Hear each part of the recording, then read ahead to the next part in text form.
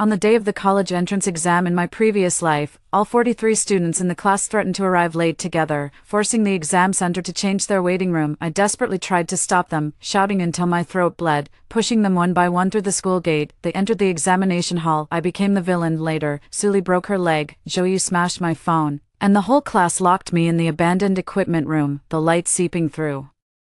The door crack gradually faded away. When I opened my eyes again, I had returned to the day of the college entrance exam. In the class group chat, Sully sent another voice message. Linji, as the class monitor, you should take the lead. Let's all enter the exam hall late together to show them that students aren't easy to push around. I looked at the screen and chuckled. Then, without hesitation, I left the class group chat. Wishing you all success in your protest. Chapter 1. The phone vibrated. Against her ear, Sully's voice sharp and piercing. Linji, did you hear me? You have to step forward today. You're the class monitor. If you don't take the lead, who will? I opened my eyes, and the water stain on the ceiling was still there. June 7th, 6:27 in the morning. Outside the window, the sound of an electric bike braking echoed, while the greasy fumes from the breakfast stall downstairs seeped through the window crack, mingling with the sweet scent of soy milk, churning my stomach. With a sickly sweetness, on the phone screen, messages from the class group chat kept popping up one after another. Sully, the old building doesn't have air conditioning. Why should our class go there to wait for the exam? Sully, the neighboring one high school is in the new building. Are we supposed to just put up with this? Sully, don't be afraid, everyone. We're not refusing to take the exam. We'll just go in 10 minutes late. The exam center definitely won't dare to stop us from taking it. Joyu, I support Sully. Joyu, Linji, you're the class monitor. Don't play dead. Hinyen, will we be late? Sully, no. I've calculated the time. We'll arrive at the test center at 7:50, and the exam starts at 8:30. It's just 10 minutes later to enter the waiting room. Someone is spamming the screen. Sully is right anyway. The law doesn't punish the masses. Linji, come out and say something. I stared at the words, the law does not punish the masses, my finger depressed against the screen, the edges of my nails turning white. It was the same in my past life. Sully cried in the group chat, saying the school was biased, that we were assigned to wait in the old building for the exam, treated like a trash class. She started a live stream, holding up her phone, telling the camera she wanted to speak up for ordinary students. Joey was the first to stand up, slamming the table and calling me out. Linji, aren't you the best at handling things? If you don't take care of this, you're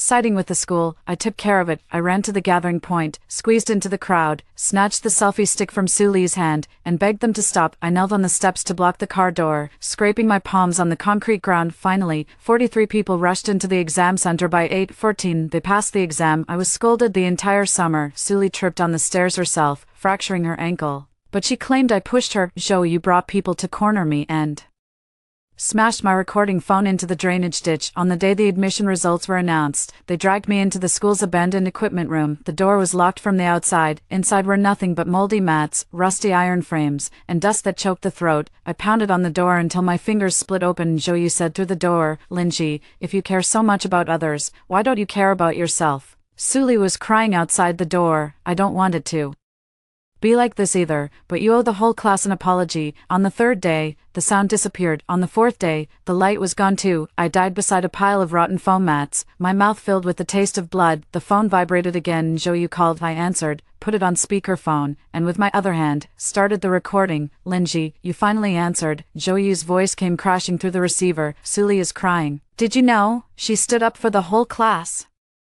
And you're still at home sleeping. I sat up, my feet touching the floor, the cold making my toes curl. She's crying. What does that have to do with me? There was a half-second of silence on the other end of the phone. Joey raised his voice. What did you say? I zipped up my school uniform jacket, the teeth of the zipper clicking into place. I said, if she's crying, what does that have to do with me? If she wants to enter the exam site late, that's her own choice. If you want to stay with her, that's your choice. Don't use my college entrance exam to prove herself. Joey's breathing grew heavy. Linji, when did you become so selfish? I laughed out loud, throat dry, laughter scrapes painfully. Ever since the day you locked me in. They didn't understand over there. Cut out that sarcastic talk. Come to the school gate now. Immediately. The whole class is waiting for you. I glanced at the clock on the wall. 6:35. In my previous life, at this time, I had Already rushed out of the house without even grabbing breakfast. No, I slowly stuffed the admission ticket, ID card, black pen, and 2B pencil, one by one, into the transparent file bag. Joyu,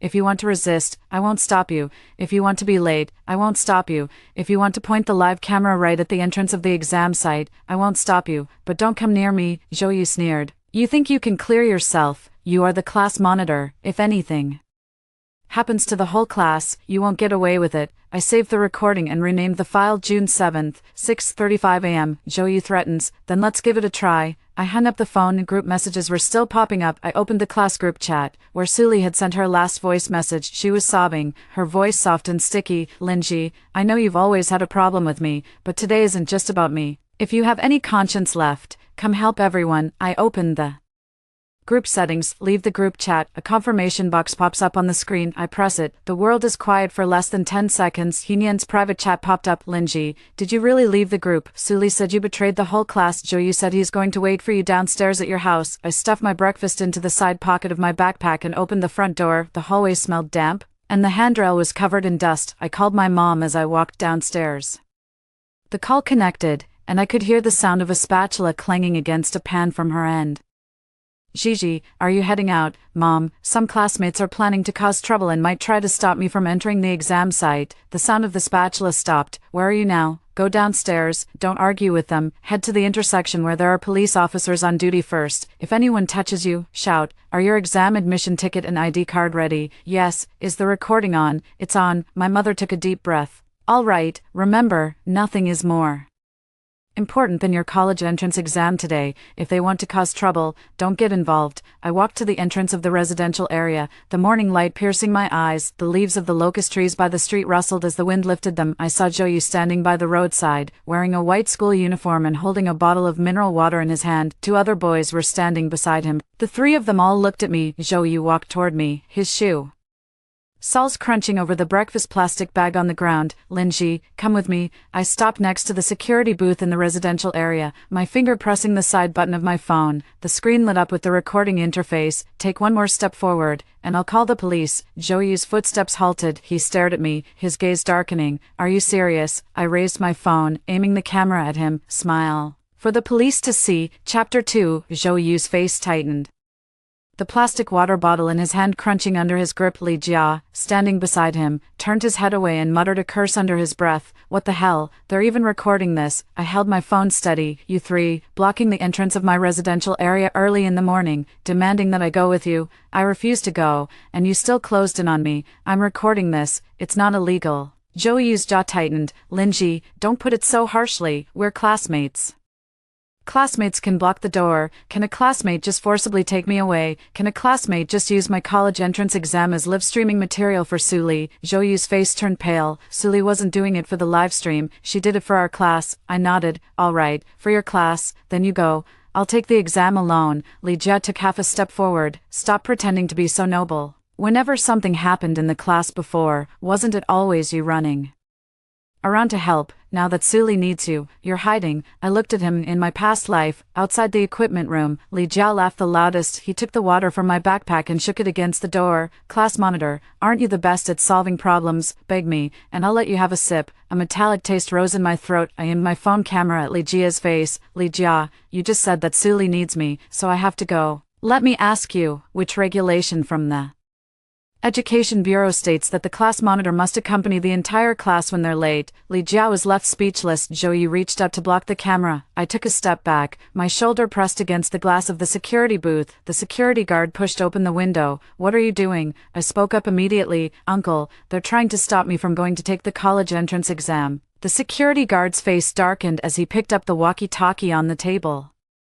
Still making a fuss about the college entrance exam, Joyu withdrew his hand, lowering his voice. Linji, do you have to blow things out of proportion? You were the ones who started it. I've already booked a ride through the ride-hailing app. The license plate number appears on the screen, just 200 meters away. I sent the screenshot to my mom, and also to Heenyan. Heenyan replied instantly. Aren't you really coming to the gathering point? Suli has started a live stream, and many people are Watching, she said you fled at the last moment. Immediately after, a screenshot of the live stream popped up. Suli stood at the school gate, her hair tied in a high ponytail, her eyes moist, holding a selfie stick. Behind her stood a dense crowd of classmates. Two boys unfurled a banner, "Reject differential treatment, provide a fair waiting environment for examinees." The camera also captured parents outside the school gate. Some were filming with their phones, some were frowning. Suli said to the camera, "We don't want to skip the exam, we just want to be seen. If even the basic conditions before the college entrance exam can't be guaranteed, then what was the point of our 12 years of hard study?" The bullet comments were flying fast. "My sister is so brave. The school is really bullying people, supporting the fight for rights." I stared at the digital clock behind her. 6:52. In my previous life, it was at this exact time that I rushed to the school gate and snatched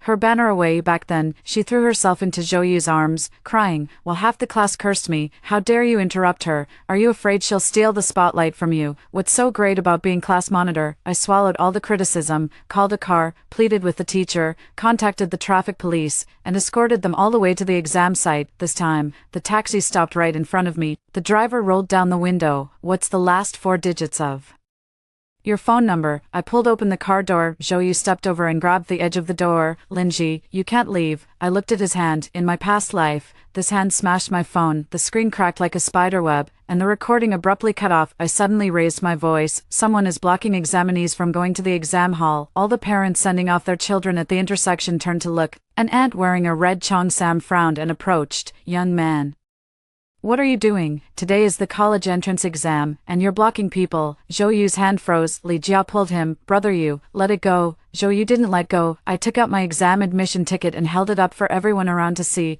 "I'm a candidate. They want to take me to the school gate for a live broadcast, not letting me go to the exam site. I have already recorded audio and video." The aunt immediately reached out to block the space between me and Zhou. "Girl, get in the car, let's see who dares to stop me." The driver also leaned out. "Hurry up, don't waste time." Zhou stared at me, his gaze sharp enough to slice through flesh. "Linji, if you leave today, the whole class won't let you off." I bent down and got into the car. The moment the car door closed, I said to him through the glass, "You didn't let me off in my past life either." The car drove off. Zhou's figure was left behind. The phone vibrated again. Suli's live stream link was sent by he. "Nian, she's calling your name." I clicked in. Suli brought the camera close to her face, tears hanging on her eyelashes, her voice trembling. "Our class monitor, Linji, just left the group." I don't blame her. Perhaps she feels that her own future is more important than the dignity of the entire class. The barrage of comments exploded. "This kind of class monitor is truly disgusting. Still backstabbing during the college entrance exam. Expose her." I stared at those words, feeling my fingertips grow cold bit by bit. The next second, Suli called out my full name. "Linji, I know you can see me. If you're willing to come back, we'll still be waiting for you." The driver glanced at me through the rearview mirror. "Miss, is this your classmate?" I turned on the live recording. They are leaking my personal information." The driver furrowed his brow. "Are these kids out of their minds?" I watched Suli wiping away tears on the screen, my smile slowly fading. "Cry all you want. Keep the camera rolling. Every word you say now will be recorded." Chapter 3. At 7:28, I arrived outside the examination center. The intersection was cordoned off with police tape, officers standing by the blue and white barriers, parents crowded the outer perimeter, the air thick with the smell of sweat, menthol oil, and the greasy scent of breakfast takeout bags. The broadcast repeated incessantly, "Please enter the examination center in an orderly manner with your admission ticket and ID card. Candidates who arrive more than 15 minutes after the start of the exam will not be allowed to enter the examination center to take the test." Hearing this, I paused for a moment in my steps. In my past life, I feared this phrase the most. Every time it sounded, it felt like a whip lashing me, driving me to urge them to run faster. Now, I hand my documents to the teacher. The teacher glances at them and nods. "Go on in, don't be nervous." I had just stepped over the police line when hurried footsteps sounded behind me. "Linji," I turned around. Hinian ran over with her backpack, sweat beading on her forehead, hair sticking to the sides of her face. She bent over, hands on her knees, panting too hard to speak. You really came." I looked at her. Hinian didn't lock the door in her previous life. She also didn't save me. She stood at the end of the corridor, holding books, her eyes red. I banged on the door and called her name. Her lips moved slightly, and in the end, she turned and ran away. In this life, she caught up to Me, clutching the exam admission ticket in her hand. Linji, they're still at the school gate. Suli said she's waiting for the media. Zhou went to pick her up. She said she'll definitely be here before 8:10. I asked, what about you? Henian's eyes darted around. I was afraid of being late, but they all scolded me, saying I have no loyalty, saying I don't deserve to be part of class 3. I noticed red marks on her wrist. Likely from being grabbed. She wanted to go in, yet she also wanted to turn back. Her toes pointed toward the exam site one moment, then toward the street the next. I didn't pull her back. Henian, the rules are clearly written. No entry allowed 15 minutes after the exam starts. If you want to take the exam, go in now. If you want to accompany them, go back now. She looked up at me, her eyes shimmering with tears. Aren't you going to try to talk me out of it? I gave a slight tug at the corner of my mouth. I already tried once. The cost is too great. Henian didn't understand, her lips trembling. But they will hate me, then let them hate. I handed my phone to her. On the screen was a screenshot of the live stream she had just sent me. They already hate me. Am I missing a piece of flesh? Henian's throat tightened. The broadcast sounded again. Please enter the examination site as soon as possible. She abruptly closed her eyes, gripped her backpack strap tightly, and turned to rush into the test center. After taking a few steps, she turned back again. Linji, I'm sorry, I didn't respond. I just watched her pass through the security check and join the line. At least this time, she made her own choice. Before handing my phone to the proctor, I took one last look at the live stream. Suli and the others had already boarded the bus. The bus was filled with classmates. Some people held up banners, while others gestured at the camera. Zhou sat beside Suli, shielding her with his arm, his voice steady. Everyone, stay calm. It takes 20 minutes from the school to the exam center. We'll leave at 7:50 and definitely arrive before 8:10. Suli nodded. We're not late. We're just reasonably expressing our demands. The driver urged them to fasten their seatbelts. Someone posted in the bullet comments, so hype, this is what youth should be like. What about the class monitor who left the group? Suli looked at the camera, tears falling once again. Linji has already entered the exam site. I don't blame her, but I hope she remembers that one's achievements should not be built upon the silence of the entire class. I almost laughed out loud. The proctor reminded, classmate, turn off your phone and hand it in. I press the power button and place it into the storage bag. The moment my fingertips leave the phone, the cicada sounds outside the window rush into my ears, sharp, long, piercing. I take my seat. The exam time is written on the blackboard, from 9 to 11:30.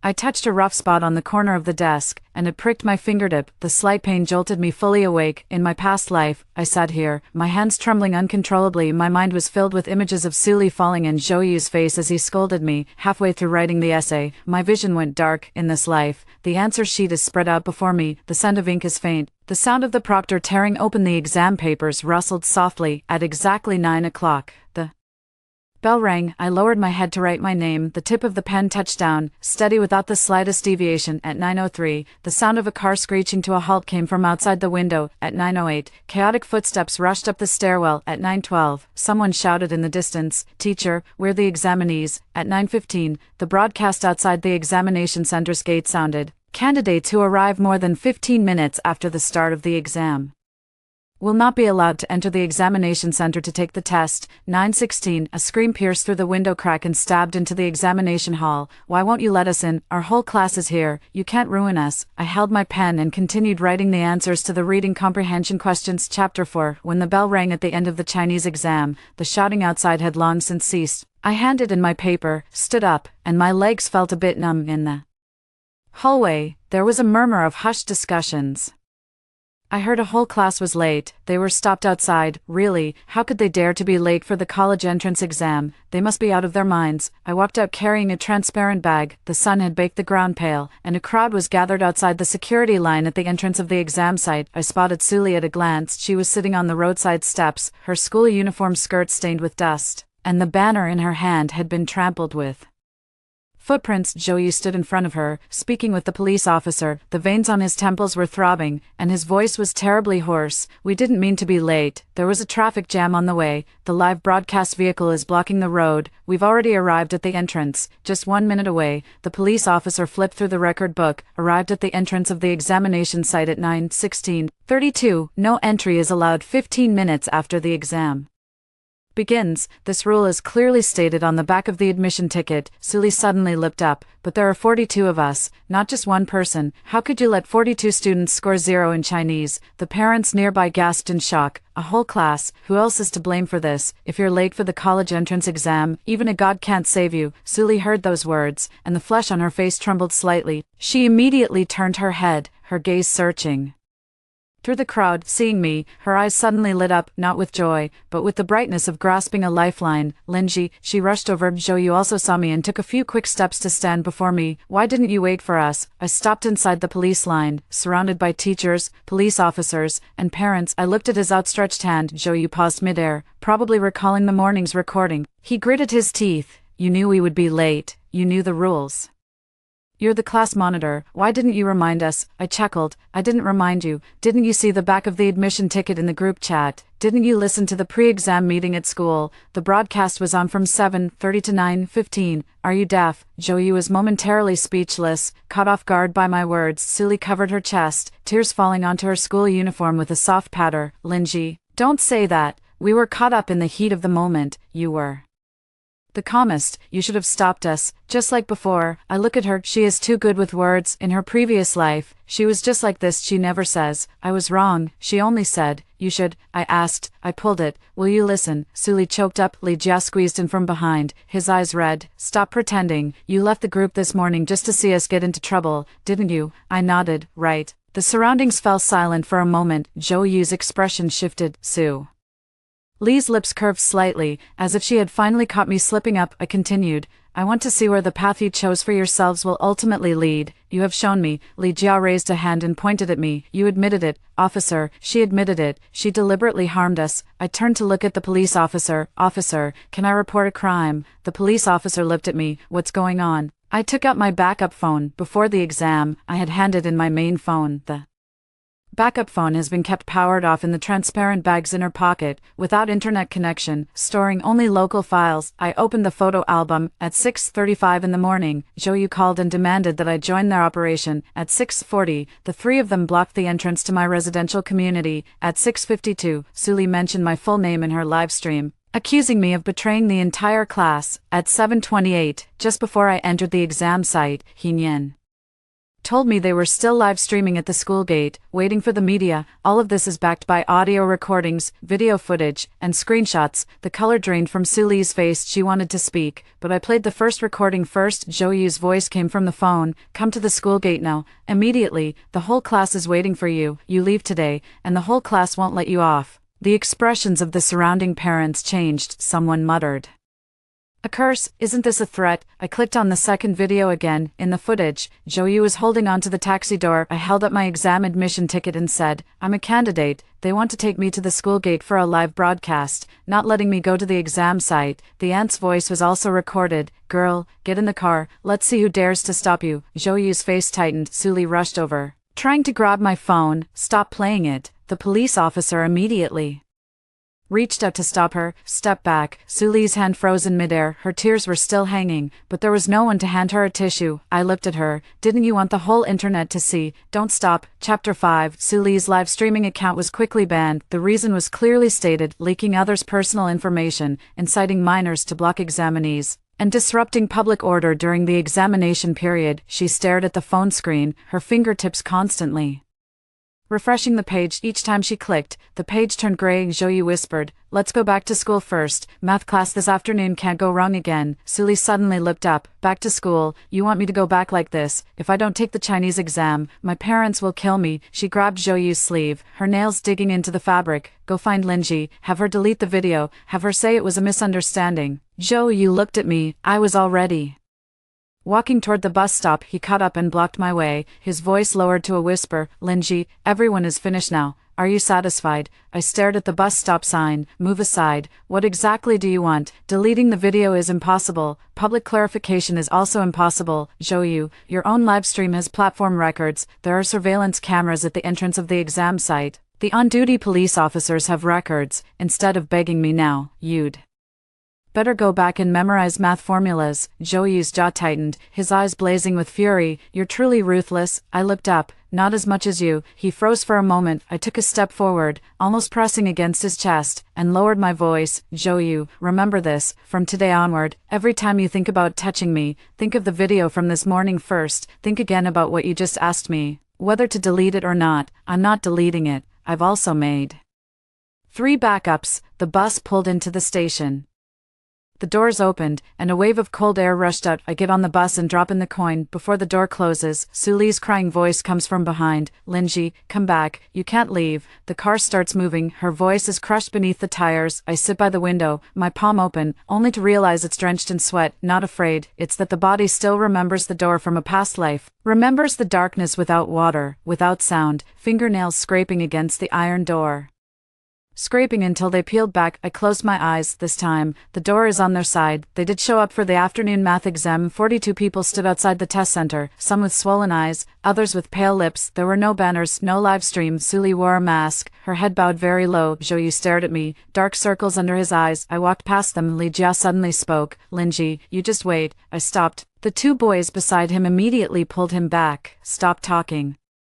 There are cameras everywhere. I turned around and looked at Li Jia. Go on, I'm recording. Li Jia's neck swelled, a string of curses rolling in his throat, only to be muffled by his classmates' hands. Suli looked up, her eyes filled with hatred. She stopped crying. This is her true self. After vanity shattered, what was revealed was not regret, but a desire to drag others down with her. Before the math exam began, He Nian sat diagonally behind me. She called me softly, Linji. I didn't turn around. Her voice grew even lower. They said they're going to wait for you outside the exam center after the test. Suli's parents are here. Zhou said you ruined the whole class. I sharpened the pencil, wood shavings falling onto the draft paper. Thank you. He Nian sniffled. Are you scared? I watched as the exam packet was opened. I was afraid. Once you've died once, you're not afraid anymore. She didn't ask any more questions. The math test papers were handed out. I wrote down my name, and the only sound left in my ears was the rustling of the pen tip against the paper. At 5 in the afternoon, the exam ended. I walked out of the examination hall and saw a crowd of people gathered at the entrance from afar. Suli's mother, wearing a floral dress, was slapping her thigh and shouting, "That's her, that's the class monitor." She deliberately ignored her classmates, causing my daughter to miss the Chinese exam.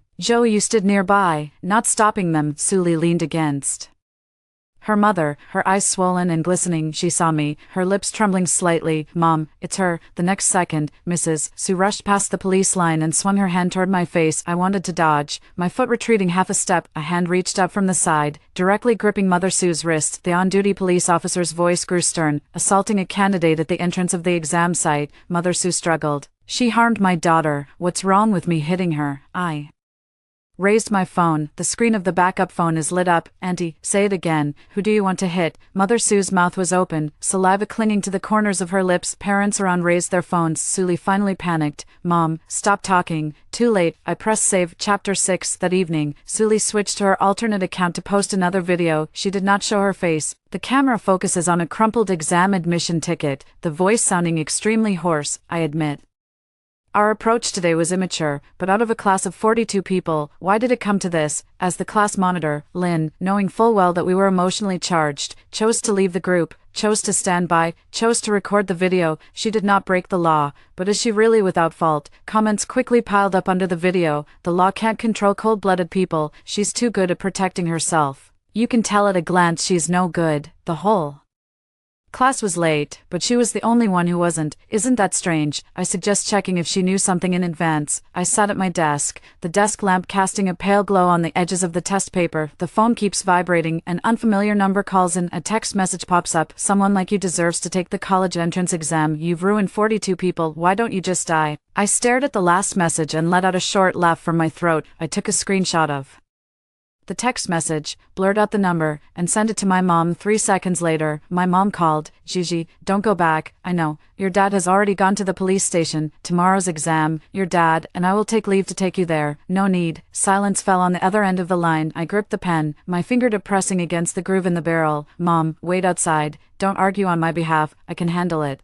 My mother's voice was a bit hoarse. You are a Child, not today. I looked at the English vocabulary list spread out on the table. Today, I am an examinee. I'll memorize it first. After hanging up the phone, I turned on my computer and organized all the evidence according to the timeline. I named each folder one by one and 1_Zhou's threatening call, 2_community interception video, 3_Suli live stream naming. 4_exam site entrance blame game, 5_Sue's mother attacks examinee, 6_online violence text messages. I didn't post it online, evidence is not.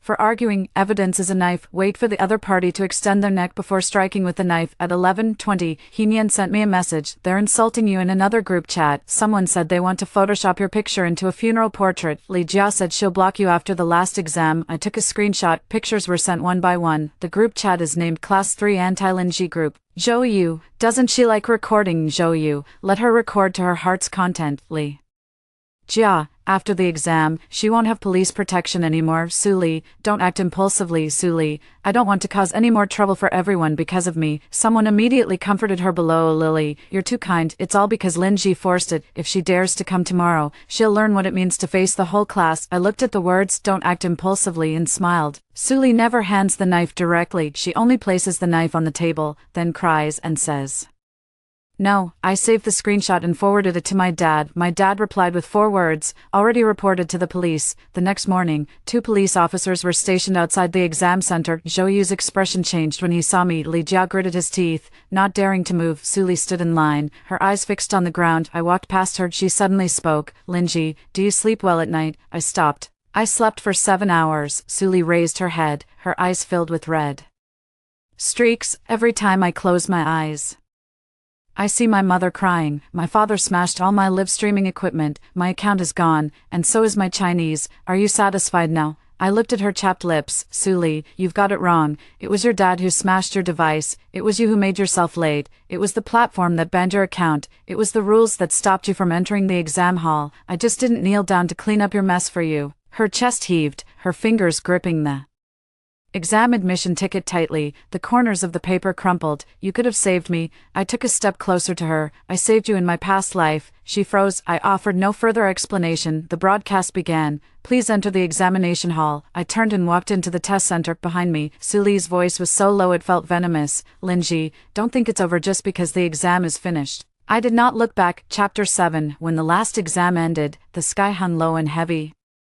Dark clouds gathered above the examination center, the wind whipped dust into our faces, and the air carried the earthy scent of an impending rain. The moment the bell rang, the entire building erupted in cheers. Some threw their pens, some buried their heads and cried, others rushed out of the classroom to call their parents. I slowly packed my things. Inside the transparent bag, my exam admission ticket was creased from being pressed. 3 days. I finally completed the entire exam. As I reached the stairwell, Heenyan caught up to me. Linji, her face was pale, her fingers clutching the straps of her backpack. They're outside. Zhou Yu said there's no police line today. I looked out the window. Raindrops pelted down as parents at the exam center entrance opened their umbrellas, their canopies colliding with a sharp, crackling sound. At the edge of the crowd, Zhou Yu, Li Jia, and 7 or 8 other boys stood behind the bus stop. Suli was there too. She wore a white dress and carried no umbrella. The rain pressed my hair against my shoulders, making me feel like a crumpled piece of paper. I opened my phone to check the battery level. 81%. Recording on. Location sharing is on. I send a message to my dad. I'm out. My dad replies, to the right of the entrance. The police officer is also there. I said to Heenyan, take the parent channel. She shook her head.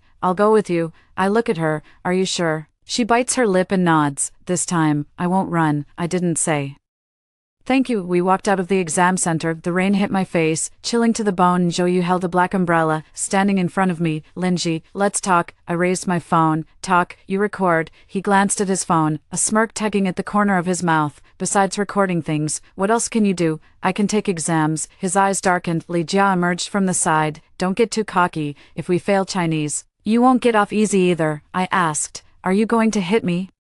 He took a step forward. Zhou Yu reached out to stop him. Don't start a fight. He turned to me, his voice flat and low. Linji, issue a statement. Say you were in a bad mood this morning and misunderstood Suli. Say Suli wasn't inciting anyone. She was just voicing everyone's concerns. Delete the video again. I almost laughed out loud. What makes you think I would agree? Zhou Yu looked around. Because the whole class is here. I followed his line of sight, in the curtain of rain.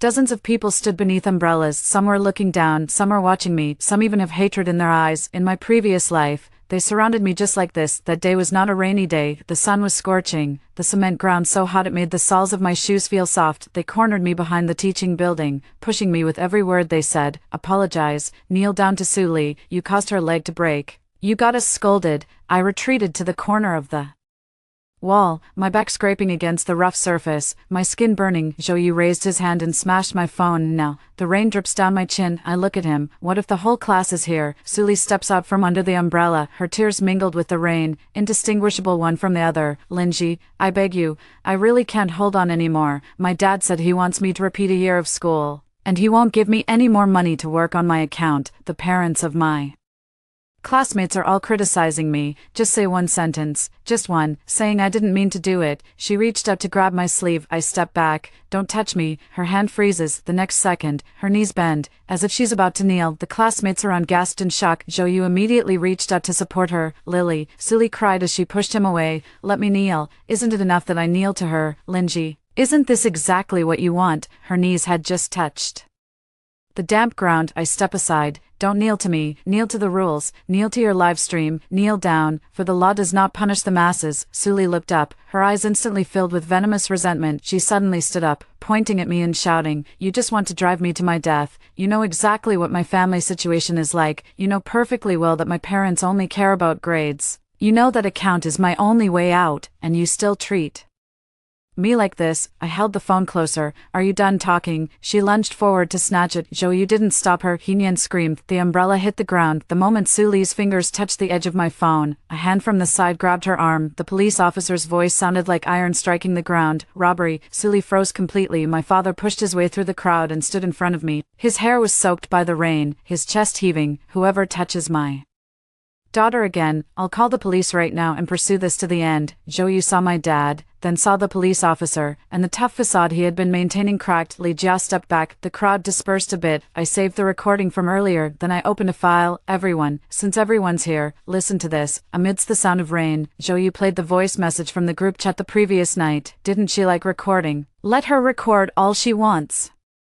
Once the exam is over, she won't have police protection anymore. Zhou Yu's face instantly turned pale. Li Jia cursed and turned to run. The police officer looked at him. Stop right there. Chapter 8. The police car lights flashed in the rain, red and blue beams cutting across one face after another. Zhou Yu was taken away to give a statement. Li Jia and the two boys were also called away. Su Li stood under the umbrella, her lips trembling uncontrollably. Her mother rushed out from the crowd, grabbing the police officer's sleeve and crying out, they're just kids. The college entrance exam just ended. You can't arrest them. The police officer pulled his sleeve free, just getting a sense of the situation. Any further resistance would be obstructing law enforcement. Sue's mother withdrew her hand and turned to shout at my father. Does your family have to take things to the extreme? My daughter didn't take the Chinese exam. Her account was banned, and now she has to go to the police station. How can you be so cruel? My father hadn't spoken yet. I walked over and stood in front of Sue's mother. Raindrops dripped from the edge of the umbrella, splashing onto my shoes. Auntie, yesterday, you rushed over to hit me at the entrance of the exam site. Today, Suli snatched my phone. The night before last, they said in the group chat that they were going to block me. You ask me why I'm being so extreme. I ask you, when do you plan to stop? Mother Sue opened her mouth,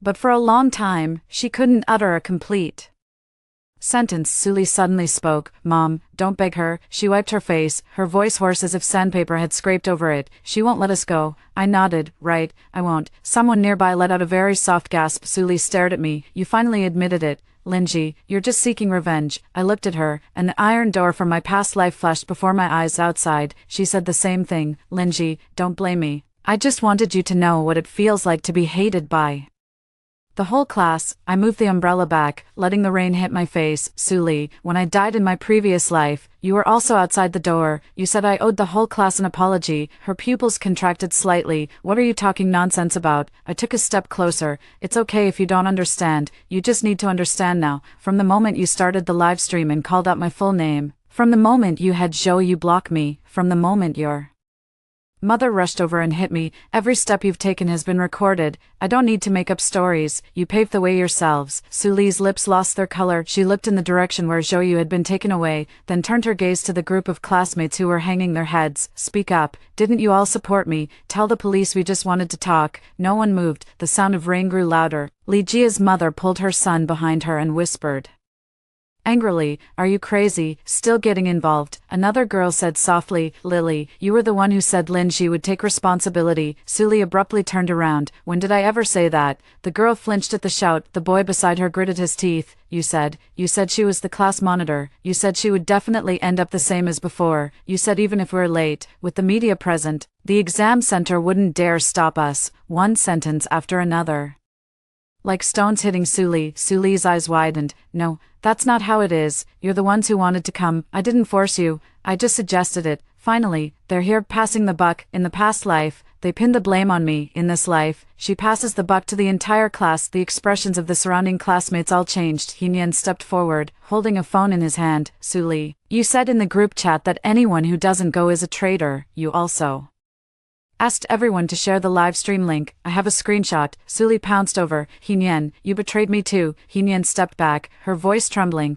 but she didn't run. "I just repeated what you said." The police officer took the screenshot. Suli's breathing became unsteady. She turned to look for Zhou. Zhou had just returned from the police car and, upon hearing this, his face turned frighteningly pale. Suli grabbed him. "Zhou, say something. You said you would support me. You said you would protect me." Zhou shook off her hand. The force wasn't strong, but it was enough to make her stagger a step. "I support you because you said you wouldn't be late. You promised you'd be in before 8:14. You lied to me." Suli froze. Raindrops trickled down her eyelashes. Her lips parted and closed. "No, it wasn't just me. You all agreed. You all agreed." No one responded to her words. I watched as the knife she threw came back and stabbed her. There is no fire in the heart, only a hardened coldness remains. Chapter 9. The police station's lights were blindingly white. The clock on the wall ticked away, mingling with the sound of the printer spitting out paper. I sat in the chair, holding a disposable paper cup in my hands. The hot water scalded my hands through the cup, but I didn't let go. The police officer handed the documents to me. "We have received all the evidence you submitted. Currently, it involves exposing personal information online,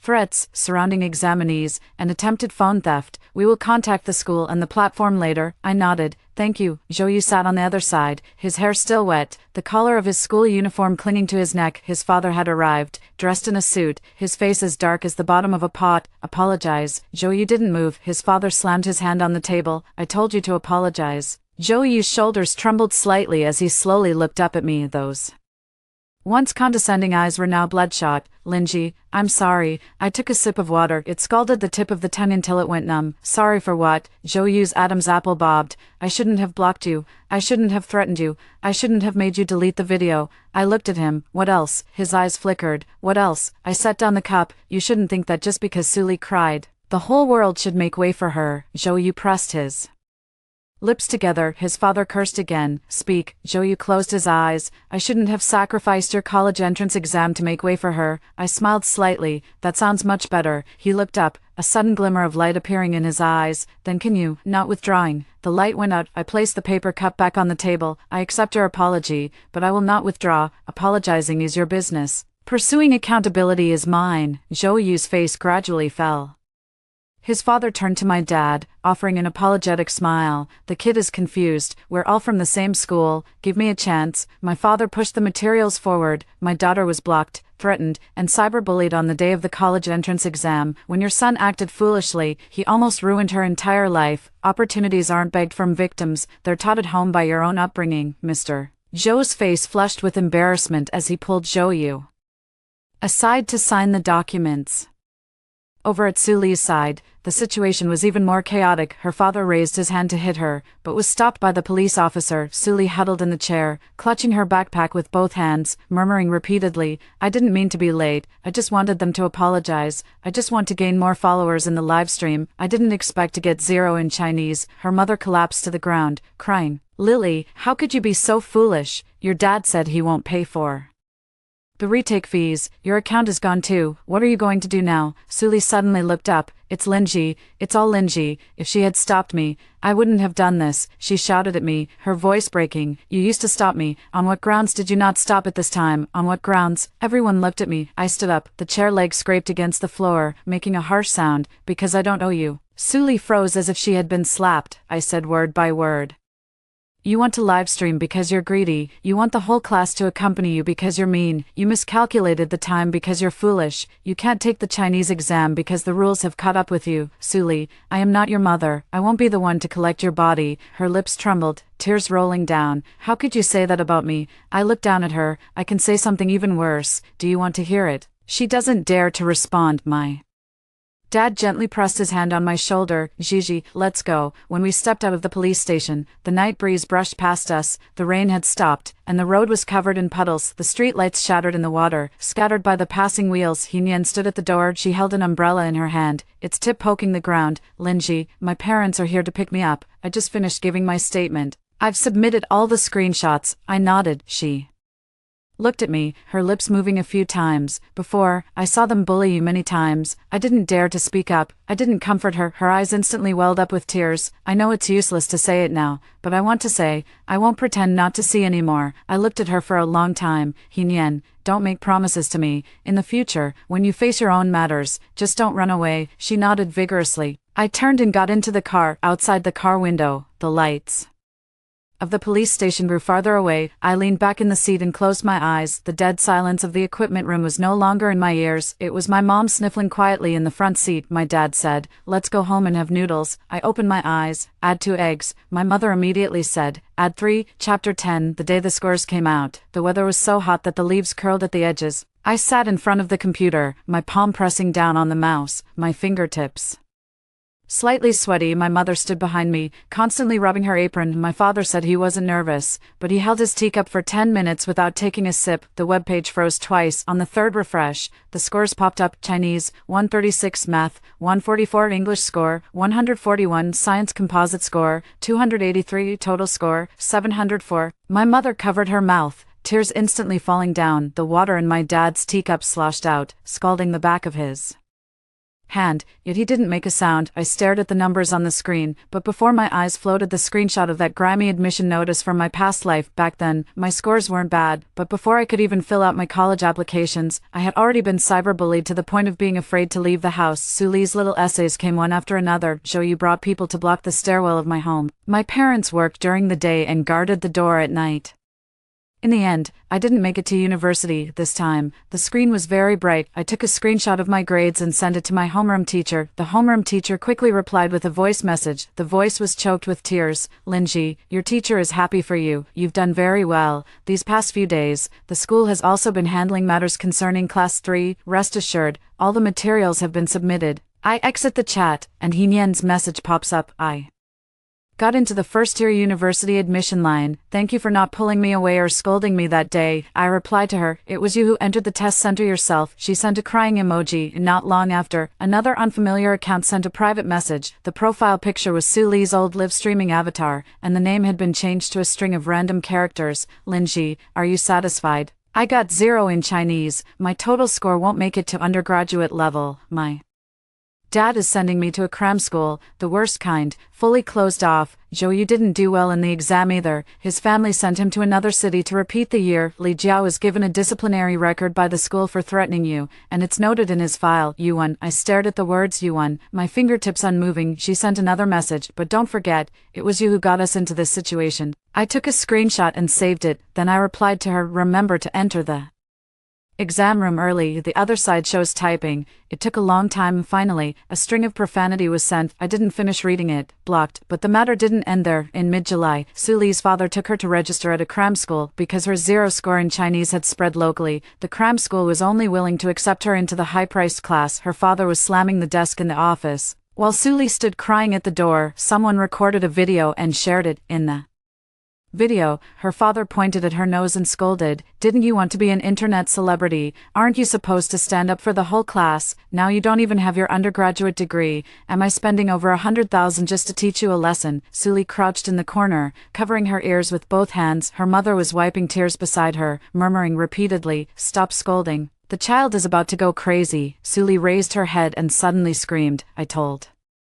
you it was Linji who harmed me. Why don't you go find her? Why is everyone blaming me? The video cuts off here. The comments below no longer support her. Late for the college entrance exam and still blaming others. Unbelievable. Just because the class monitor didn't stop you, you decided not to take the exam. You're an adult now. Stop acting like a spoiled child. Those who cyberbullied the class monitor earlier should come out and apologize. Suli's alternate account was exposed. Chat log she had previously posted live stream clips and videos where she mentioned my full name were all dug up by netizens. The platform imposed additional penalties, resulting in a permanent ban of the account. The account she had painstakingly built over 2 years was wiped clean, with all followers reset and her works taken down, according to Hinyen. On the first day Suli entered the repeat class, someone pointed at her and asked, "Are you the one who made the whole class late?" She threw her book on the spot. The next day, she didn't go to class. On the third day, her father took her back to school and stood at the classroom door, watching her all day long. Zhou situation wasn't much better either. He originally had the grades to get into a decent school. After missing the Chinese exam, his total score dropped to the edge of the junior college admission line. His family refused to let him attend a vocational college and sent him to a neighboring city to repeat his senior year. Before he left, he came to wait for me downstairs at my house once. I didn't go down, my dad went down instead. Zhou stood under the shade of the tree, his lips chapped from the sun. He said to my dad, "Uncle, I'd like to have a word with Linji." My dad asked, "Apologize." Zhou fell silent. My dad asked again, "Beg for her forgiveness." He remained silent. My father laughed, "That's just to make yourself feel better. She won't see you." Outside the window, the cicadas' chirping grew louder and louder. I stood behind the curtain, watching Zhou look up through the glass. He couldn't see me. He stood there for half an hour, then finally lowered his head and walked away. His back was slumped, as if his bones had been pulled out. I didn't call out to him. Chapter 11. At the end of August, my admission letter arrived. When the red envelope was handed to me, the courier said with a smile, "Congratulations, top university." I signed my name, the pen tip scratching across the paper with a rustling sound. My mother was taking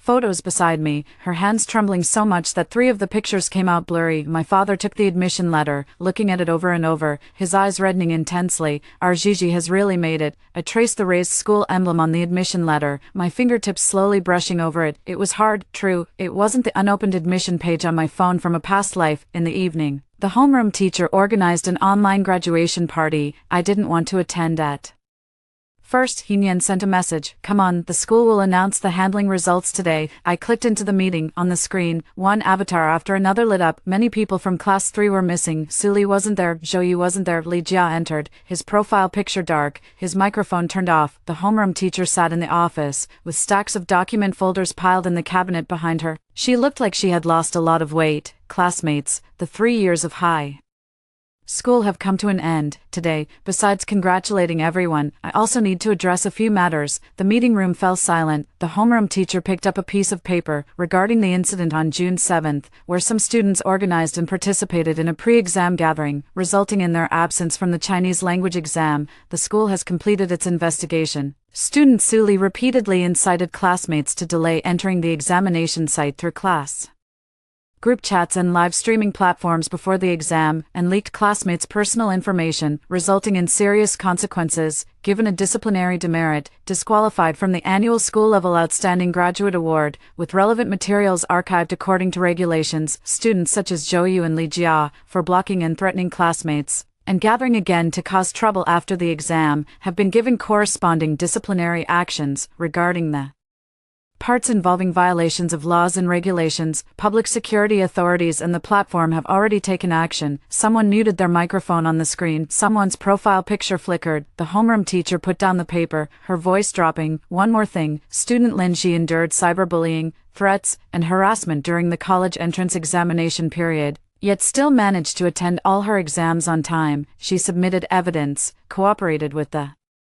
investigation, and protected her legitimate rights and interests. The school issued a formal apology to her." I sat in front of the computer, my fingers pausing. The homeroom teacher looks at the camera. "Linji, I'm sorry. I didn't notice the problems in the class earlier, nor did I stand by your side immediately when you were being attacked. This apology comes late, but it must be said." The meeting room was dead silent. I could hear the hum of the air conditioner in my room in my past life, I waited for an apology until the nail broke in the gap of the equipment room door. No one said a word. In this lifetime, it came through the screen. I turned on the microphone. Teacher, I accept the school's apology, but I won't say it's okay on behalf of anyone. The homeroom teacher nodded. You don't have to. Heenyan was the first to speak up. Linji, I'm sorry. Her voice was choked with tears. In the past, when they made fun of you and forced you to clean up everyone's mess, I laughed along. I pretended not to see it. I'm sorry. Then, a girl turned on her microphone. I'm sorry. I have reposted Suli's videos. Another boy. Linji,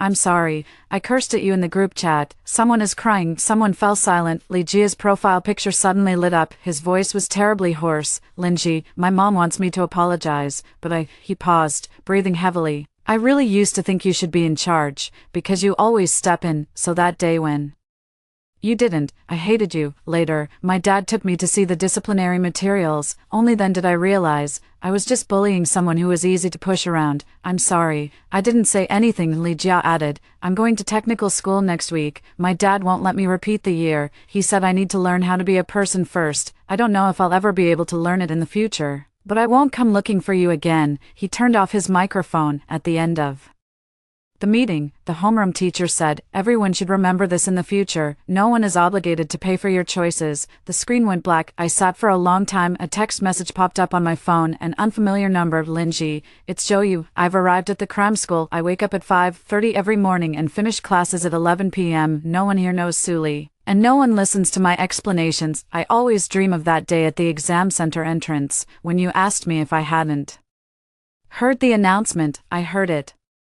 I just thought the rules would make way for Suli. Only later did I realize they wouldn't. I'm sorry. The next message came 3 minutes later. You don't have to reply. I read it, deleted it, and blocked them. The sky outside the window gradually darkened. I opened the suitcase and placed the notice in the inner compartment. My fingertips brushed against the bottom of the case, where there was a hard edge. I remembered the rusty iron piece from the equipment room in my past life. I once used it to knock on doors, knocking until my wrist lost its strength. Now it has become the metal edge of a suitcase. I am going to a faraway city. The door is open. The road is open. Chapter 12. The day before school started, I went back to my high school, not out of nostalgia. The school notified me to pick up a paper certificate. The security guard saw me and said with a smile, here comes the elite student. I smiled too. Uncle, do you still remember me, with all the commotion on the day of the college entrance exam? Who wouldn't remember? As he spoke, he lowered his voice again. The girl who led the live broadcast came by a few days ago too. I paused my steps. Suli, yes, she came to look for the file, with her dad, crying so much. Her eyes were swollen like walnuts. I didn't respond. As we crossed the playground, the plastic track gave off a rubbery smell under the sun. There is no one under the basketball hoop. The windows of the teaching building are open, and the wind lifts the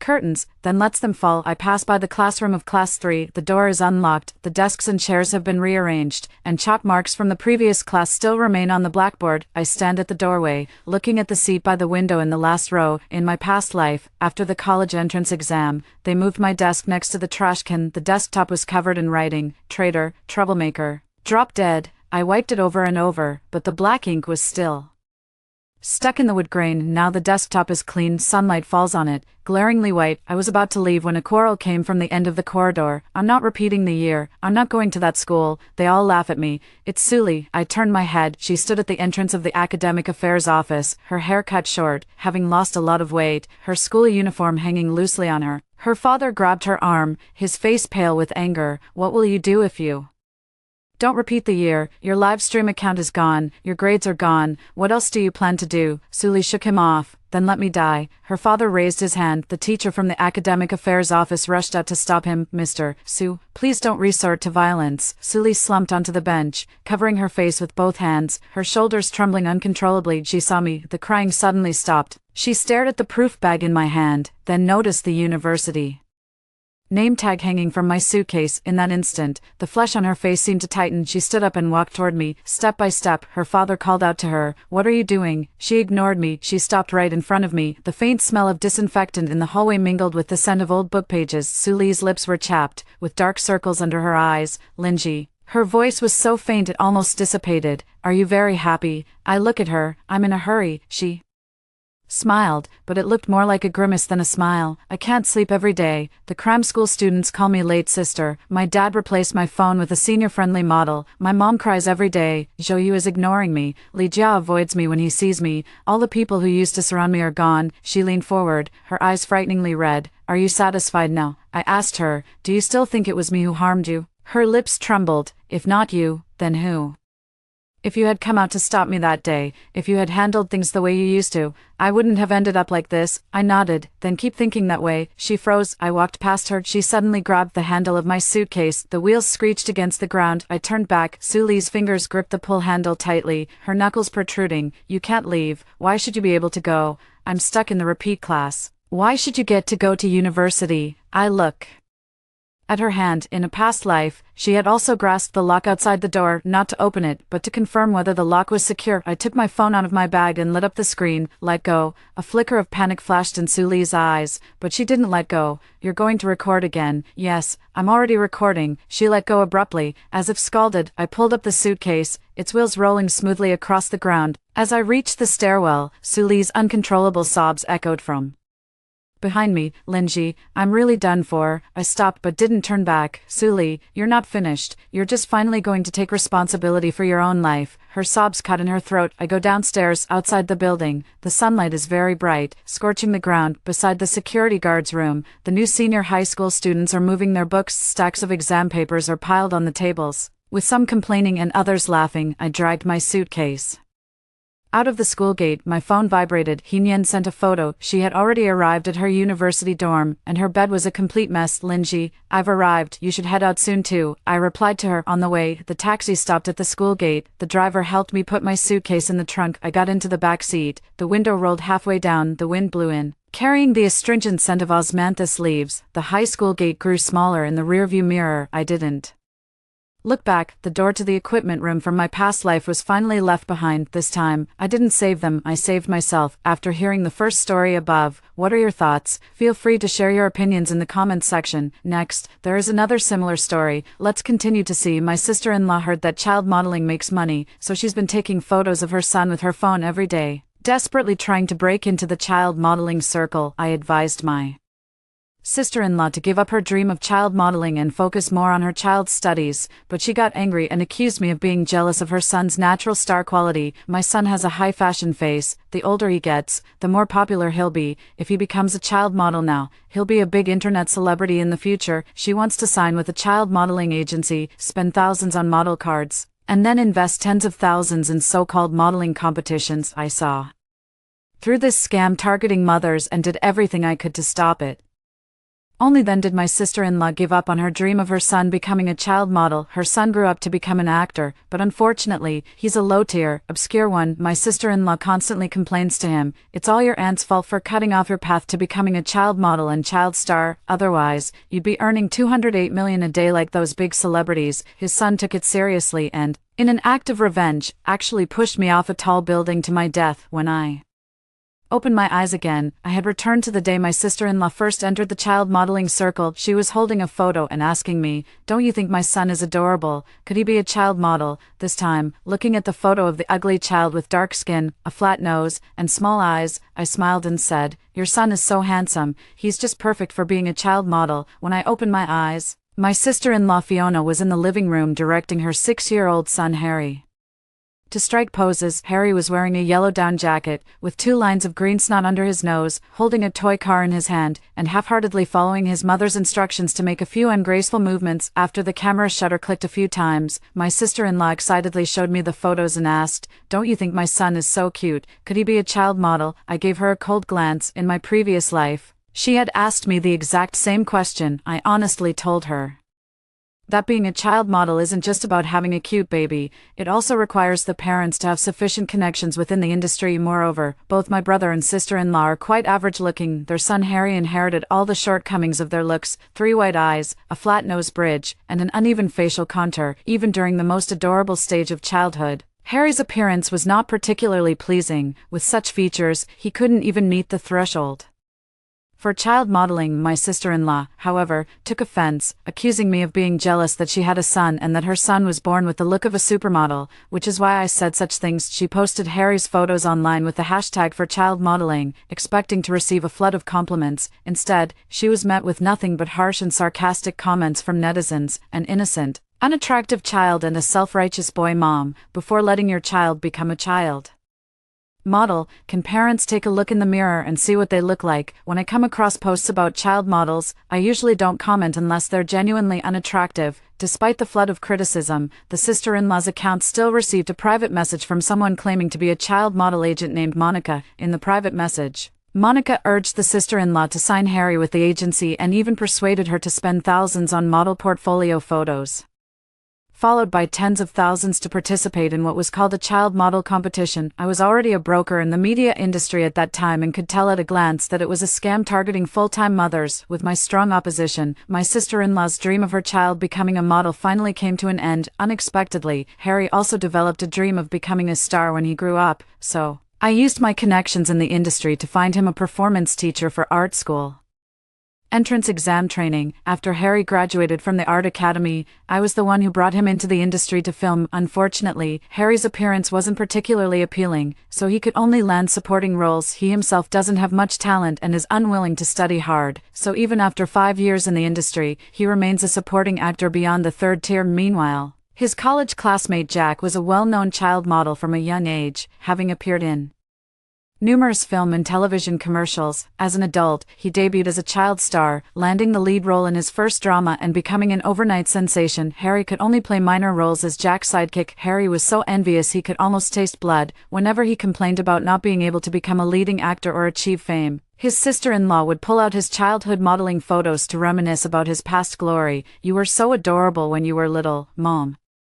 Wanted to train you to be a child model. Back then, there was an agent who was very optimistic about you and was eager to sign you. It was your aunt who insisted that the agent was a fraud. I think she just couldn't stand to see you succeed. If we had signed with that agent Monica back then, you'd be a child star by now. Even Jack would have to call you Brother Harry or Teacher Harry. If you had listened to me and focused on being a child model from a young age, shooting more commercials to become a child star, even if you couldn't become a supermodel now, you'd at least be a top-tier actor." My sister-in-law grew more and more indignant as she spoke. "It's all your aunt who cut off your path to being a child model, otherwise you would have debuted as the lead male actor." Whenever Harry felt unwilling to play a supporting role, my sister-in-law would whisper these words in his ear. After years of instigation, Harry tricked me into going to the rooftop of the filming location and, taking me by surprise, pushed me off the high building. As I fell from the building, I heard him roar, "Heidi, it's all your fault that I can't become a child model, a child star, or famous. You've ruined my future. Go to hell with it." My body wasn't discovered until the film crew started work the next day. After my death, the whole family covered for Harry, claiming I had jumped to my death out of despair. My brother initially felt a twinge of regret and sadness over my death, but after hearing my sister-in-law say that Jack became a big star because he worked as a child model when he was young, and that if Harry had also been a child model, he would have debuted as a leading man just like Jack, "She's the one who ruined your son's path to stardom. Your dear sister is truly harsh and vicious." Under my sister-in-law's tearful accusations, my brother actually rushed forward and, filled with resentment, slapped my corpse twice. "If only I hadn't listened to you back then and let my son bury himself in useless studies, he would have been successful by now. You've held back my son's future, you've held back my family's financial luck. Dying at my son's hands is just your atonement." When I opened my eyes again, I had returned to 20 years ago. Harry was still a 6-year-old child, and my sister-in-law was still lost in the fantasy and trap of child modeling. I've heard some moms make tens of thousands a day with child modeling. My son is so adorable. He's definitely cut out for making big money. My sister-in-law pressed me for an answer. "Heidi, you're a master's graduate from a media university. Tell me, isn't your little nephew just the cutest?" She deliberately brought Harry over, wiped his green snot away, and then used the same hand that had wiped the snot to grab my arm. I quickly dodged to the side, and my sister-in-law glared at me. "You're disgusted by your own nephew's snot. Are we even family?" she asked hopefully. "Do you think my son has what it takes to be a child model?" This time, looking at the ugly child with dark skin, a flat nose, and Sampico eyes in front of me. I simply smiled. Your son is so handsome. He's definitely cut out to be a child model. In reality, Harry is quite ordinary. When he was little, even relatives couldn't bring themselves to call him cute when they held him. They'd just say he looked like a supermodel on TV. Very stylish, what others said out of politeness. My sister-in-law tipped to heart. I suppose the idea of him becoming a child model was planted back then. After hearing my response, my sister-in-law confidently posted Harry's photos on social media with the caption, "Can my son be a child model?" I'm not easily offended. I took the phone and told my sister-in-law, "Posting like this won't go viral. Let me rewrite the copy for you." As the most educated person in the family, and since I was saying something that aligned with my sister-in-law's thoughts, she was naturally happy to take my advice. I changed the copy to, "Can my son break into the child modeling scene? Is this 6-year-old boy's face considered a high-fashion look?" Through the lens of a doting mother, my sister-in-law was extremely confident in her son's appearance, so, when she saw the words high-fashion look, she didn't find it inappropriate at all. Instead, she felt immensely proud. That's right, my son has a high-fashion face, a natural-born supermodel. I looked at Harry with his small eyes and slightly scleral-showing gaze, smiling without saying a word. As soon as I posted the polished content, the notifications on social media immediately exceeded 99 plus. My sister-in-law was overjoyed, thinking she had received praise and admiration from netizens. However, when she opened the comments, she found, "I don't have a mother's bias, so I'll be honest, he's not suitable, just an average-looking kid. It's not right to attack a 6-year-old's appearance. But with this kind of look and still wanting to be a child model, you're just asking to be called an ugly, average kid. He really is just average. Isn't this just about trying to make money off your child? Why pretend otherwise? Do all mothers of baby boys go crazy like this?" My sister-in-law had an ugly expression on her face as she cursed out each comment one by one. What a vicious mouth. Cursing at a 6-year-old child like that. You're giving my kid a complex about their looks. Who says child models all have to be good looking? My son has what you call a high fashion model face. Go look at the faces of supermodels in Europe and America. They all have small eyes and high cheekbones. I can give birth to a boy, while you can only have girls. Don't be jealous. I'm not relying on my baby to make money. I just want to enrich their experiences. When I take my child out, everyone compliments them for being charming and adorable. My son is even better looking than a celebrity's child. If a celebrity's child can become famous, why can't mine? Of course, there were also a few comments supporting my sister-in-law. You netizens shouldn't be so harsh. In a mother's eyes, every baby is the most beautiful and adorable. My child also wants to enter the child modeling circle. We can exchange experiences. My sister-in-law would reply, "Thank you for the encouragement from kind-hearted people. After thinking for a long time, I've decided to bring my child into the child modeling circle. Those who criticize my baby, just watch. My child will definitely make a comeback and become a child star." I watched my naive and foolish sister-in-law with a cold gaze. Celebrity children can become popular because their parents have connections and resources in the entertainment industry. Even ordinary children can be promoted, at most being criticized as the unattractive children of capitalists. But my sister-in-law, an unemployed full-time housewife, my brother, an ordinary man barely making ends meet by running a small supermarket, what resources do they have to make their unqualified son famous? Two adults who can't earn money on their own now want to use their child as a tool for fame and fortune, sucking the child's blood to satisfy their own vanity. Because Harry's unedited photos formed an absolute contrast with the caption 6-year-old boy supermodel with a high fashion face, this post by my sister-in-law became even more popular than in the previous life. The comments from netizens were even more vicious, with words like ugly kid and average looking kid flooding the comment section. But even negative attention is still attention, and the buzz was even greater than in the previous life. My sister-in-law's account gained 10,000 followers overnight. She excitedly came to show me the number of followers. Has my son gone viral? 10,000 followers overnight. It seems everyone is envious that I could give birth to such a handsome son. I smiled, unaware that the internet not only appreciates beauty but also revels in mockery. In the eyes of those 10,000 followers, she and her son were nothing but clowns. With the popularity, advertisers actually approached my sister-in-law to have her son model children's clothing. My sister-in-law managed to exchange a few children's clothes through some shady deals, and after tasting the sweetness, she firmly believed her son was cut out to be a child model. Soon, she received a private message in her inbox and excitedly came to me, saying, "Look, isn't this a talent scout from the child modeling circle?" I took the phone and saw that the account that had sent her the private message was called Shining Child Model Agent, Monica. Just like in the previous life, this Monica had sniffed her way here. In the private message Monica sent to her sister-in-law, she said she had high hopes for Harry. As long as her sister-in-law signed a contract with her company for her son, she would use the best resources to launch Harry as a child model, helping her sister-in-law earn tens of thousands a day. Her sister-in-law read the private message over a dozen times, her eyes gleaming with greed and excitement, as if she had already earned millions through her child model son. In my previous life, when she received this private message, she also came to ask for my opinion. At that time, I strongly advised against it, telling her that most of these unregulated child modeling companies were just preying on stay-at-home moms. I urged her not to sign any contract or pay any money to take model photos or participate in any shady child modeling competitions. My brother had only a superficial understanding of the child modeling industry, and after my persuasion, he did not pay the fee for my sister-in-law. Behind my back, my sister-in-law spoke ill of me to my brother, complaining that I was unwilling to let her son have a chance at fame. At that time, I was unaware of my sister-in-law's resentment toward me, and I only felt relieved that I had intervened in time, preventing my brother and his family from being swindled out of their life savings. Given a second chance, I have come to see through my sister-in-law's greed and ignorance. My sister-in-law has always had a starry-eyed dream. In high school, she was obsessed with Korean boy bands. During her senior year, she skipped classes to go to internet cafes, where she would curse female celebrities rumored to be dating the male idols. She claimed they weren't good enough for her oppas, while simultaneously fantasizing about becoming an idol's girlfriend herself. Unfortunately, she dropped out of high school and became pregnant before marriage, so her dreams shifted to her son. Recently, there's a parent-child variety show that has become extremely popular, featuring an adorable child who has won the hearts of many viewers with their cute appearance. In the latest episode, the child's biological parents were invited to appear on the show, sharing the stage with big celebrities. While watching this episode,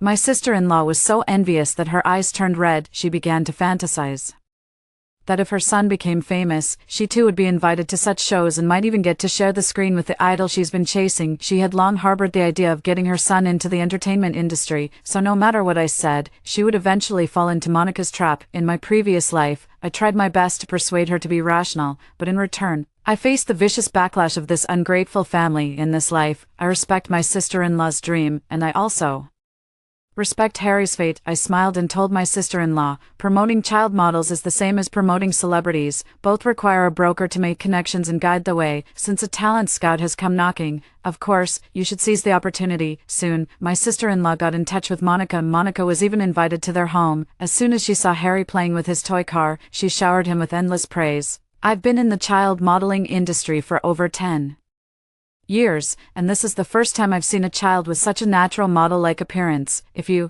as parents, are willing to nurture him from a young age, this child has a limitless future ahead of him. Sign the contract, leave your child's path to stardom to us, and you parents can just wait to collect the money. My sister-in-law was so excited by Monica's persuasive words that she couldn't help but ask, "Can my child break into the entertainment industry by working as a child model?" Of course, Monica enthusiastically explained, many child stars started out as child models. Those star parents were very forward-thinking and planned their children's careers in advance. That's why their kids became big stars as soon as they came of age, landing leading roles right from their debut. In the entertainment industry, seniority is determined by the time of debut. A child model, once they debut, will already be a veteran with over a decade of experience. You have no idea how promising the path of a child model is. Do you know Jack? He's the son of actress Winnie. Even the son of an award-winning actress is eager to become a child model. Monica glanced around my brother's supermarket. We ordinary people can't compare to the son of an actress, but I can see your family is comfortably well off. As long as you grit your teeth, you can definitely make your son a star. My sister-in-law was so fired up that she picked up a pen and was about to sign the contract. My brother John stopped her and turned to ask for my opinion. "Sis, you're well educated. Do you think this contract can be signed?" In my previous life, he had also asked for my opinion before signing the contract. Since childhood, my brother has always taken good care of me, his younger sister, so when he came to ask for my opinion, I sincerely advised him, the child is still young, and his looks aren't popular in the child modeling circle. The child modeling agent just wants to take your money. I hadn't even finished speaking when my sister-in-law started crying, saying I was trying to drive a wedge between them, that I was belittling her son and preventing him from having a bright future. My brother's lip toward me changed. "Sis, are you jealous of my happiness? Even the child modeling agent said my son has the makings of a supermodel. Why are you trying to ruin the mood?" It was then that I realized my brother and sister-in-law were a family, and I had long become an outsider in his eyes. So in this life, facing the same question, I answered with a smile, "Brother, this is Harry's future, so of course it's up to you as his parents, as his aunt. I shouldn't interfere. Besides, this Monica is a professional child model agent. You should trust her judgment." Monica had learned from my brother and sister-in-law that I had a master's degree from a media university. She was initially a bit nervous, afraid that I might expose her, since her usual spiel only worked on people like my brother and sister-in-law. She never expected me to be so supportive and immediately smiled, saying, "See, even a top student thinks the same way I do. What are you still hesitating for?" I didn't argue with Monica either, letting her cozy up. After all, she was deceiving my brother and sister-in-law. What did it have to do with me? My sister-in-law was clearly very pleased to hear me say this. "You're right, in the end, your brother and I are the ones in charge of this family, no matter how much you study, you'll eventually get married." My brother looked at me with relief. "Sis, you've really grown up." I watched coldly as my brother picked up the pen and signed the contract. As soon as the contract was signed, Monica urged my brother and sister-in-law to take modeling cards for Harry. My brother asked, "What are modeling cards?" Birds of a feather flock together. Modeling cards are like a resume for every child model. Advertisers use them to select kids. My brother waved his hand dismissively. "Then let's take a set. Is 200 enough?" He was already about to transfer the money to his sister-in-law. Just then, Monica laughed and said, "What are you joking about? A professional model card set costs 5,000. My brother paused, his hand holding the phone frozen midair. 5,000. Hope, who had been quietly organizing the stock at the back of the supermarket, flinched. Hope is my brother and sister-in-law's adopted daughter. Because my brother smoked and drank, he was once diagnosed by a doctor as being unable to have children.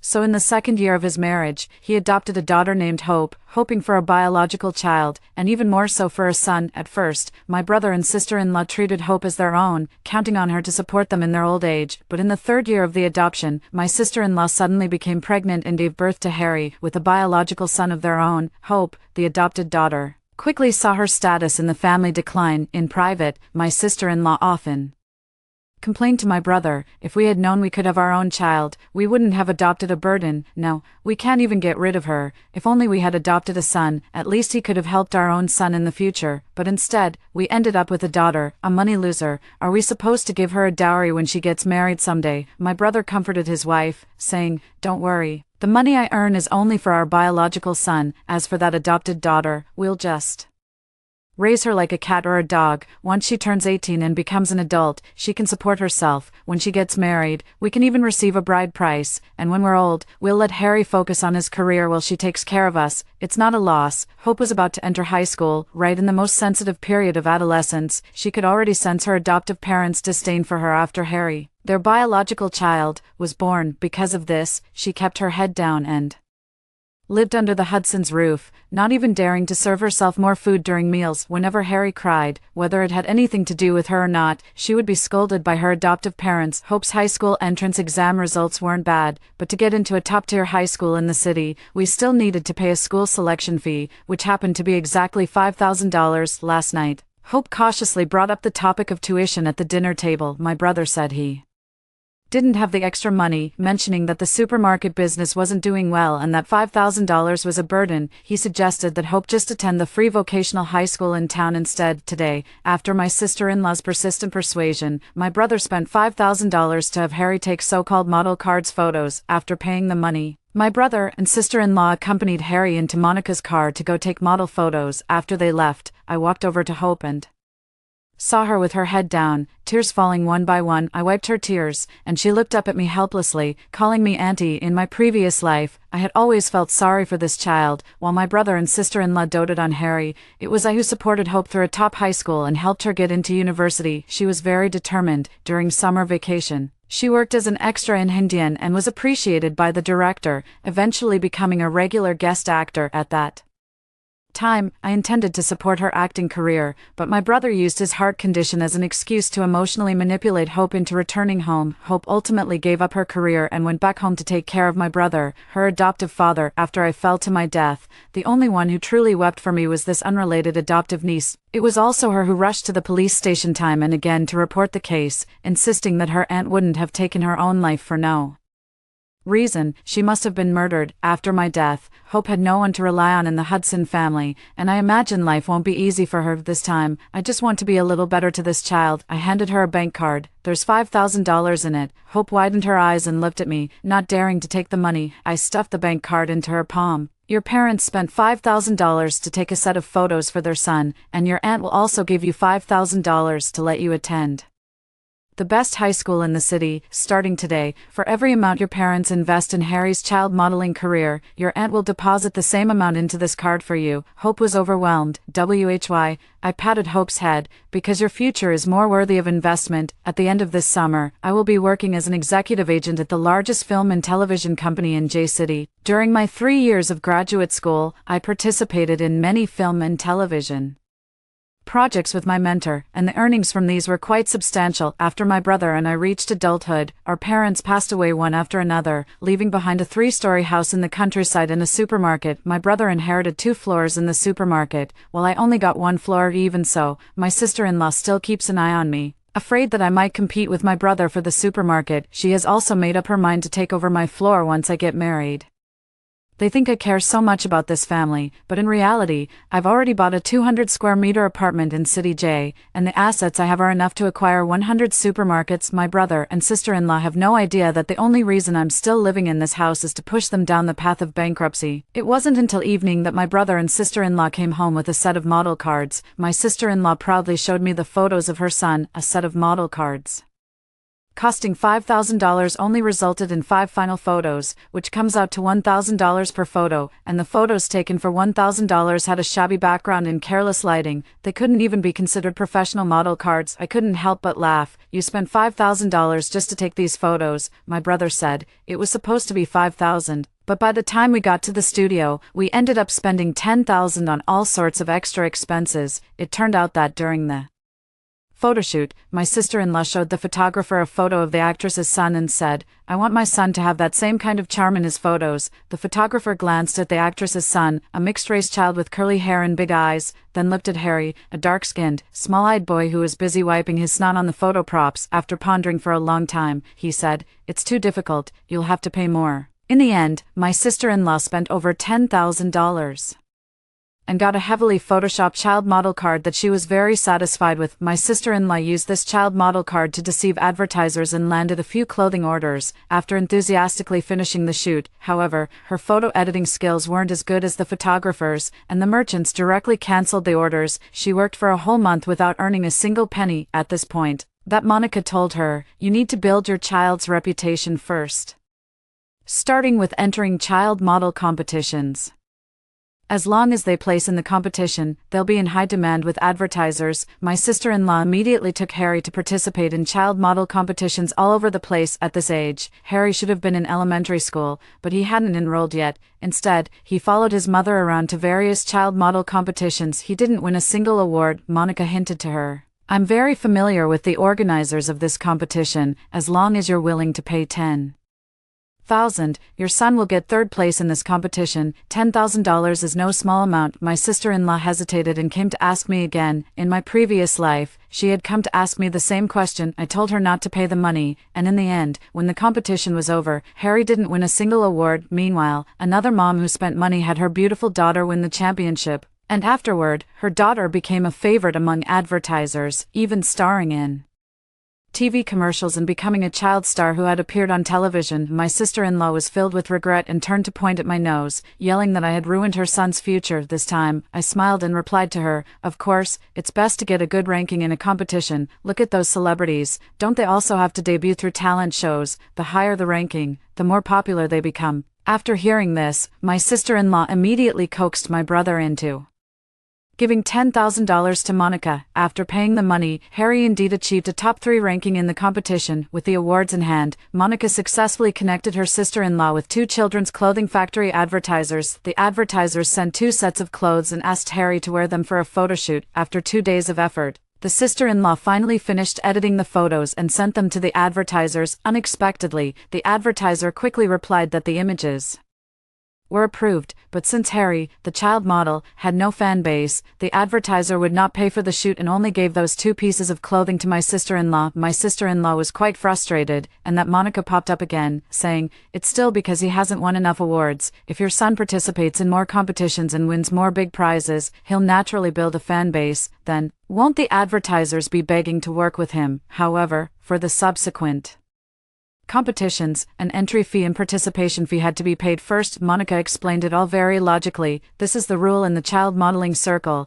The more high-end the child modeling competition, the higher the threshold. Established child models are invited by the organizers to participate, but for children like Harry, who don't have much of a fan base, parents have to spend some money to buy this entry ticket. At first, my sister-in-law was hesitant, so Monica came to our house specifically and brought out the competition's judges and guest participants to persuade her. "Look, this competition even has celebrities backing it. It's really prestigious." I took a quick look, and sure enough, there was a celebrity, but it was just some D-list nobody, unable to make it in the competitive adult entertainment industry. They had to come to the kids' table, calling themselves a performance coach and putting on a show of guiding the children. If this were my past life, I would have definitely exposed this nobody, but now, I just want to watch my sister-in-law make a scene. My sister-in-law only got excited when she heard there were celebrities involved. That evening, she convinced my brother to transfer $30,000, $10,000 for the registration fee and $20,000 to buy third place in the competition. If she had wanted first place, it would have cost $50,000. Spending such a large amount of money all at once, my brother couldn't help but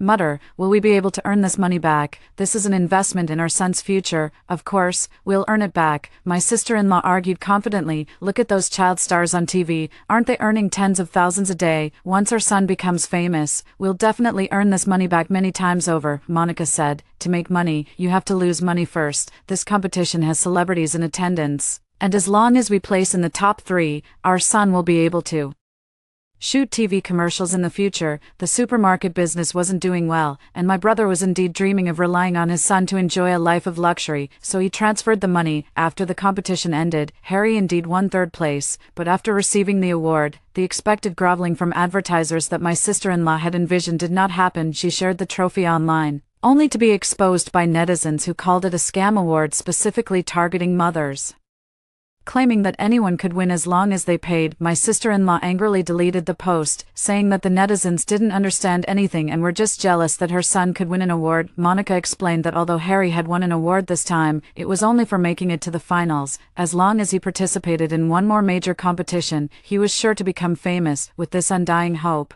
my sister-in-law kept taking her son, who should have been in school, to one competition after another. Each child modeling competition that awarded prizes cost at least $50,000. After 5 or 6 rounds, the family had run out of money and Monica recommended another supermodel competition to her sister-in-law, and this time the registration fee alone was $20,000. "I've figured it out. The reason your child hasn't become famous yet is because their ranking has always been too low. Think about it. Who remembers the second or third place? The real winner is only the first place." Monica pulled out the competition resumes of several well-known child models, and without exception, they had all taken first place. Her sister-in-law was tempted again. Did they also buy their first place with money? Monica paused for a moment, then immediately broke into a smile. "Exactly, that's how the rules of the child model competition work. The top 3 spots have to be bought, otherwise, with so many beautiful children, how could yours stand out, in the end?" Child modeling is all about the family's financial strength. Look at that Jack. Don't you think his good looks are just inherited from his parents? The reason he could break into the child modeling circle and become a child star is because his parents have connections and know how to play the game. The competition among children isn't as fair as you might think. These were the only truthful words Monica had spoken, but my sister-in-law didn't grasp their meaning. In order to make Harry a child model, she has invested at least $500,000 and even lied to my brother, saying she has already earned it back through advertisements. In reality, she hasn't landed many ads at all. If she doesn't go all out this time, all the sunk costs she previously invested will be wasted. My sister-in-law didn't dare ask my brother for money again and actually called me, saying, "Give me $100,000 for your little nephew to participate in a very important competition." Her tone was commanding, as if it were only natural for me to provide the money, but ever since I was Reborn, I've been pretending to be a poor student fresh out of school. I feigned innocence over the phone. What kind of competition costs 100,000? I don't have that kind of money. At most, I can give you 200. My brother runs a supermarket and is the pillar of the family. Why not ask him for the money? Or is it that my sister-in-law finds it hard to bring it up? Should I help you talk to my brother? My sister-in-law's tone immediately became flustered. She told me not to get involved and said it was fine, that she wouldn't participate in the competition, but I knew she would definitely take part in this competition. After hanging up the phone, I transferred $100,000 into Hope's bank account. Hope had successfully been admitted to the best high school in the city. It was because I had paid for Hope's tuition that my sister-in-law assumed I must be doing well financially after starting my job. It happened to be the weekend. Hope saw the bank transfer notification and was so startled that she called to ask, saying it was too much. Not at all. Your mom is planning to spend $100,000 to sign your brother up for a modeling competition. It's also 100,000, but I'm investing it in you. Hope, go for the art school entrance exam. I analyzed. Your academic performance is decent, but at best, you might get into a top university through the Gaokao. However, if you take the art school route, with your talent, I believe you can get into a top university like the Communication University. But Auntie, my appearance isn't very appealing. Hope's appearance is better than Harry's, but she can't really be considered a beauty. However, the entertainment industry isn't just about looks. Your aunt is asking if you're willing to start from small supporting roles and work your way up step by step. Hope answered almost without hesitation, I'm willing. I'll seize any opportunity that comes my way. I smiled gently and said, that's the right attitude, even if we can't become the female lead, at least we can strive for the Best Supporting Actress award. A supporting role performed well can overshadow the lead. Let's just take each step steadily, and we will surely reap the rewards. With my encouragement, Hope chose the path of art school entrance exams. Within a couple of days, my sister-in-law sent a message in the family group chat, saying her son was about to participate in a very important modeling competition and invited all the relatives and friends to come and support him. As for where her money came from, I looked at the social news on my computer, which was exposing a shell company from another city posing as a child modeling agency. They were luring mothers into taking their children to shoot modeling cards and participate in children's modeling competitions. From entering the competition to winning an award, it would cost at least $40,000 to $50,000. After draining the mother's savings, these companies would then persuade them to take out loans to promote their so-called child models. Once the loan money was in their hands, they would disappear with the funds. It didn't take much thought to realize that my sister-in-law had already fallen into this trap, and the police investigation was already closing in on the area where Monica's company was located. When I arrived at the show, I glanced at the other child models backstage. Most of them had cute looks, and with his dark skin and flat nose, Harry was the most ordinary-looking one among the group. The event was promoted using the names of Dior, Gucci, and Chanel, but in reality, they didn't even dare to spell the luxury brand names correctly on site. They wrote Mayumi as Minmin, but no one seemed to notice. The so-called competition, which cost $100,000 for an entry ticket, simply involved having each child model take a photo in front of a backdrop with these luxury brand names and walk a few steps on the runway. As the live music and lights turned on, the venue was filled with parents sitting on both sides, each holding up their phones with flashlights on, ready to capture their children. At first glance, the show seemed quite impressive, but in reality, it was all a fabricated, self-indulgent spectacle orchestrated by child modeling agencies. The only ones truly overjoyed were the organizers and agents from various fly-by-night child modeling companies, who were busy counting registration fees and prize money until their hands cramped and their faces beamed with delight. When the competition ended, Harry indeed took first place, but the audience booed, clearly feeling the result was far too unbelievable. But my sister-in-law was very proud, thinking her son was about to become famous, but soon she couldn't laugh anymore. After the competition, Monica's phone was never answered again, and she even deleted my sister-in-law on WeChat. My sister-in-law had a vague feeling that something was wrong, so she went to the child modeling company only to find it completely deserted. None of the advertisers promised by Monica ever materialized. Just as my sister-in-law was in a state of panic, her phone suddenly received over a dozen debt collection messages. Earlier, in order to participate in this competition, she had taken Monica's advice and taken out a loan. If you win first place in this competition, your son will become a top child model. Do you know how much a top child model earns in a month? $1 million a month?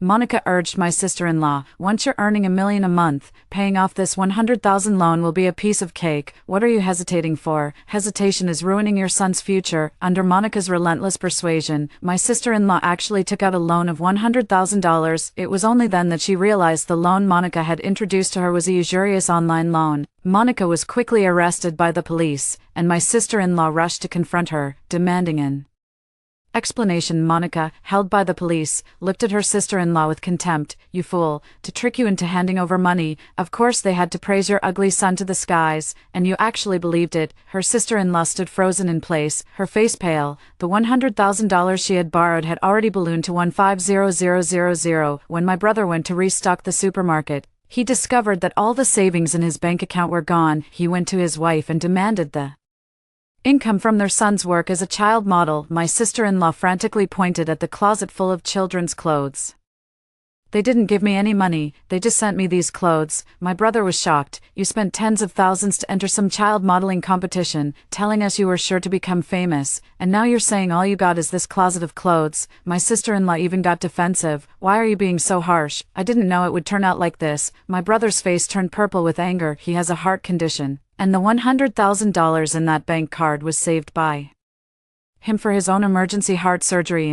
It's all gone. My sister-in-law used his surgery money and only got a few child model outfits in return. My brother wanted to pick up a broom to hit her, but the debt collectors were knocking on the door. That's when he realized she hadn't just lost all their savings, she had also mortgaged his supermarket. My sister-in-law held Harry and cried loudly, full of grievance. This money wasn't spent on anyone else. It was all spent on your son. Why are you so worked up? When I received Hope's call, I was on set. Hope told me that debt collectors had smashed up my brother's supermarket. My brother was so angry that he had a heart attack and was hospitalized, and my sister-in-law was crying too much to communicate properly, so they asked me to come back and handle the situation. By the time I arrived at the hospital, my brother was already lying in bed, unable to move. Before entering the hospital room, I specifically showed my sister-in-law a video.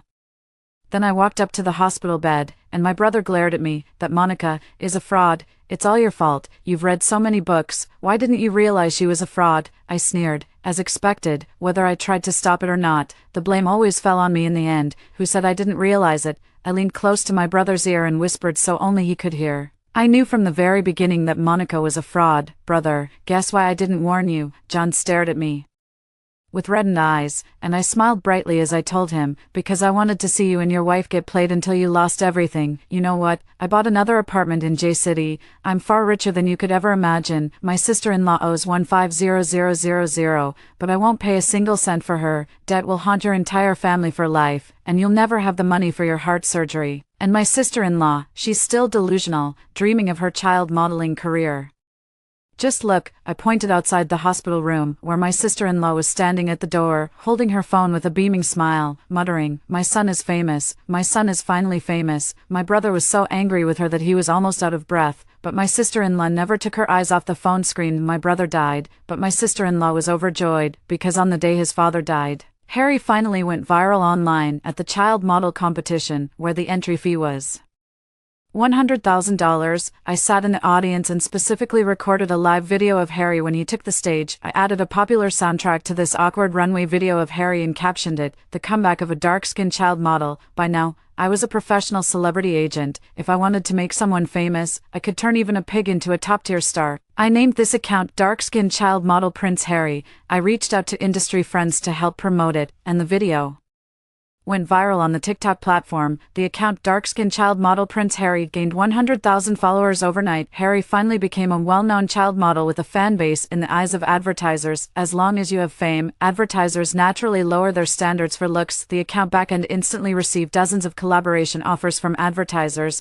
all for shooting children's fashion. And this time they were actually paying. Each job could earn $5,000 or $6,000.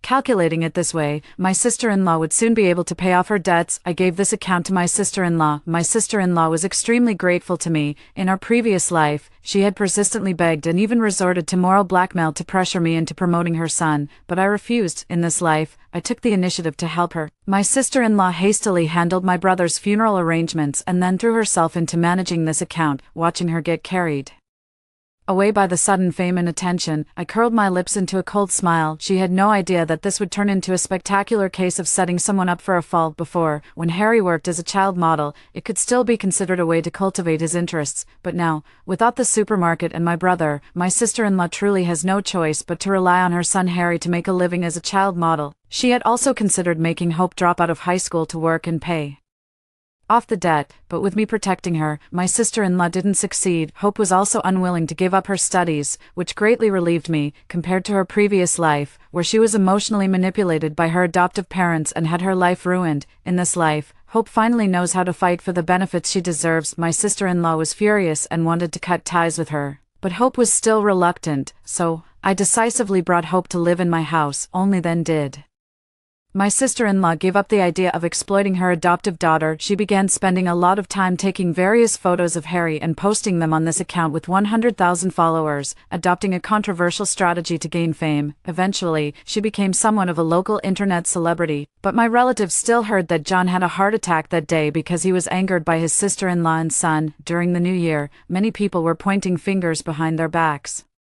Marrying a vain wife ended up dragging him to his death. Her son looks like that and still wants to be a model or a star. Let him be the joke of our village. I heard that in order to make her son famous, she was foolish enough to spend tens of thousands on some shady modeling competition award for him, got scammed out of all her savings, and that's what drove her husband to his death. Don't even mention it. But she's actually become an internet celebrity on short videos now, just by showing her face in an ad. She can earn thousands. If her son were really a child model, that would be one thing, but have you seen his videos? He looks like that, and the way he walks is like he's had a stroke, and people still hire him for ads. I think they're just watching him for laughs. I heard he ranked last in his class at school. Does he think being a model will get him into college? Haha, the gossip was quite loud, and my sister-in-law heard it too, but without my brother to back her up now. She could only pretend not to hear it. But she forgot that her son, Harry, was already in middle school by this time, no longer the clueless child she could easily manipulate. Harry was now at the most sensitive stage of adolescence, a time when his self-esteem was at its peak, and he could understand the mockery and ridicule in the relatives' words. In an attempt to save face, my sister-in-law called Harry over and made him walk a model's catwalk in front of the relatives and their children, hoping to prove that she was right to have him work as a child model. After all, Harry had walked in quite a few child model shows, and he considered this one of his strengths, so he immediately struck a pose, hands on his hips, chest out, and head held high as he strutted down the catwalk. Instead, he was met with the muffled laughter of his relatives. Meanwhile, the children his age or younger laughed even more unrestrainedly. What kind of model is this? How can you be a child model looking like that? My chicken could strut better than him if I just threw some rice on the ground. Harry's child modeling training was all conducted at Monica's fly-by-night child modeling company, a scam operation that naturally couldn't produce any real talent. However, blinded by her motherly bias, my sister-in-law believed Harry's runway walk and charisma were no worse than those of top child models, since she couldn't see Harry's shortcomings. Naturally, Harry made no progress. Provoked by the mockery, Harry grew furious, picked up a stone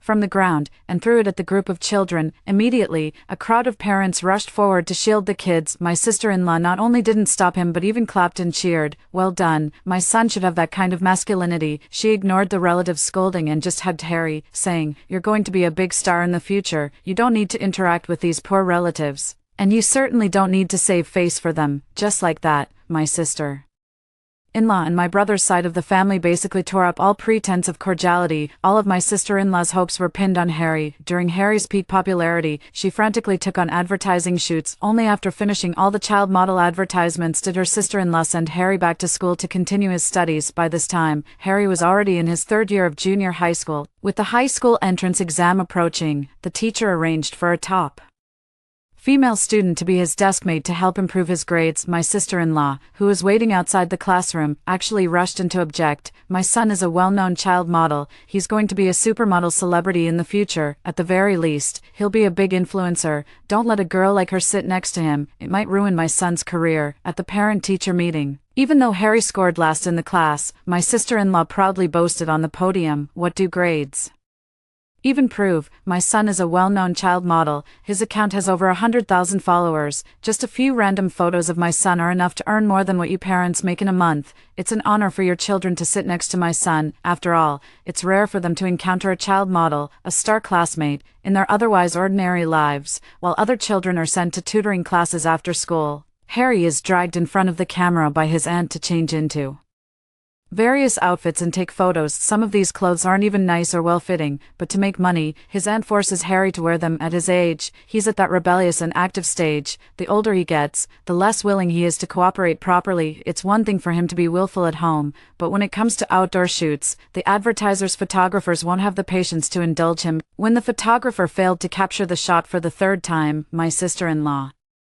rushed forward, kicked Harry, who was playing with his robot, and yelled, "Can't you just cooperate properly? I've spent so much money on your training. If you don't make an effort, I swear I'll beat you to death." Harry looked at his mother in horror as she spoke to him sharply. The scene was recorded on video by an assistant on site and sent to me. At that time, I was abroad with Hope attending a film festival. My brother and sister-in-law invested a total of $500,000 in Harry's child modeling career, which only earned him a bunch of dubious child modeling awards. I also invested $500,000 in Hope, and with that money, I had her learn art, piano, and dance. I secured a high school summer camp for her and planned ahead for her postgraduate studies after college. During the holidays, I took her to international film festivals to broaden her horizons. I want her to have the confidence and courage to pursue her life's dreams. Watching this video, Hope felt a bit uneasy.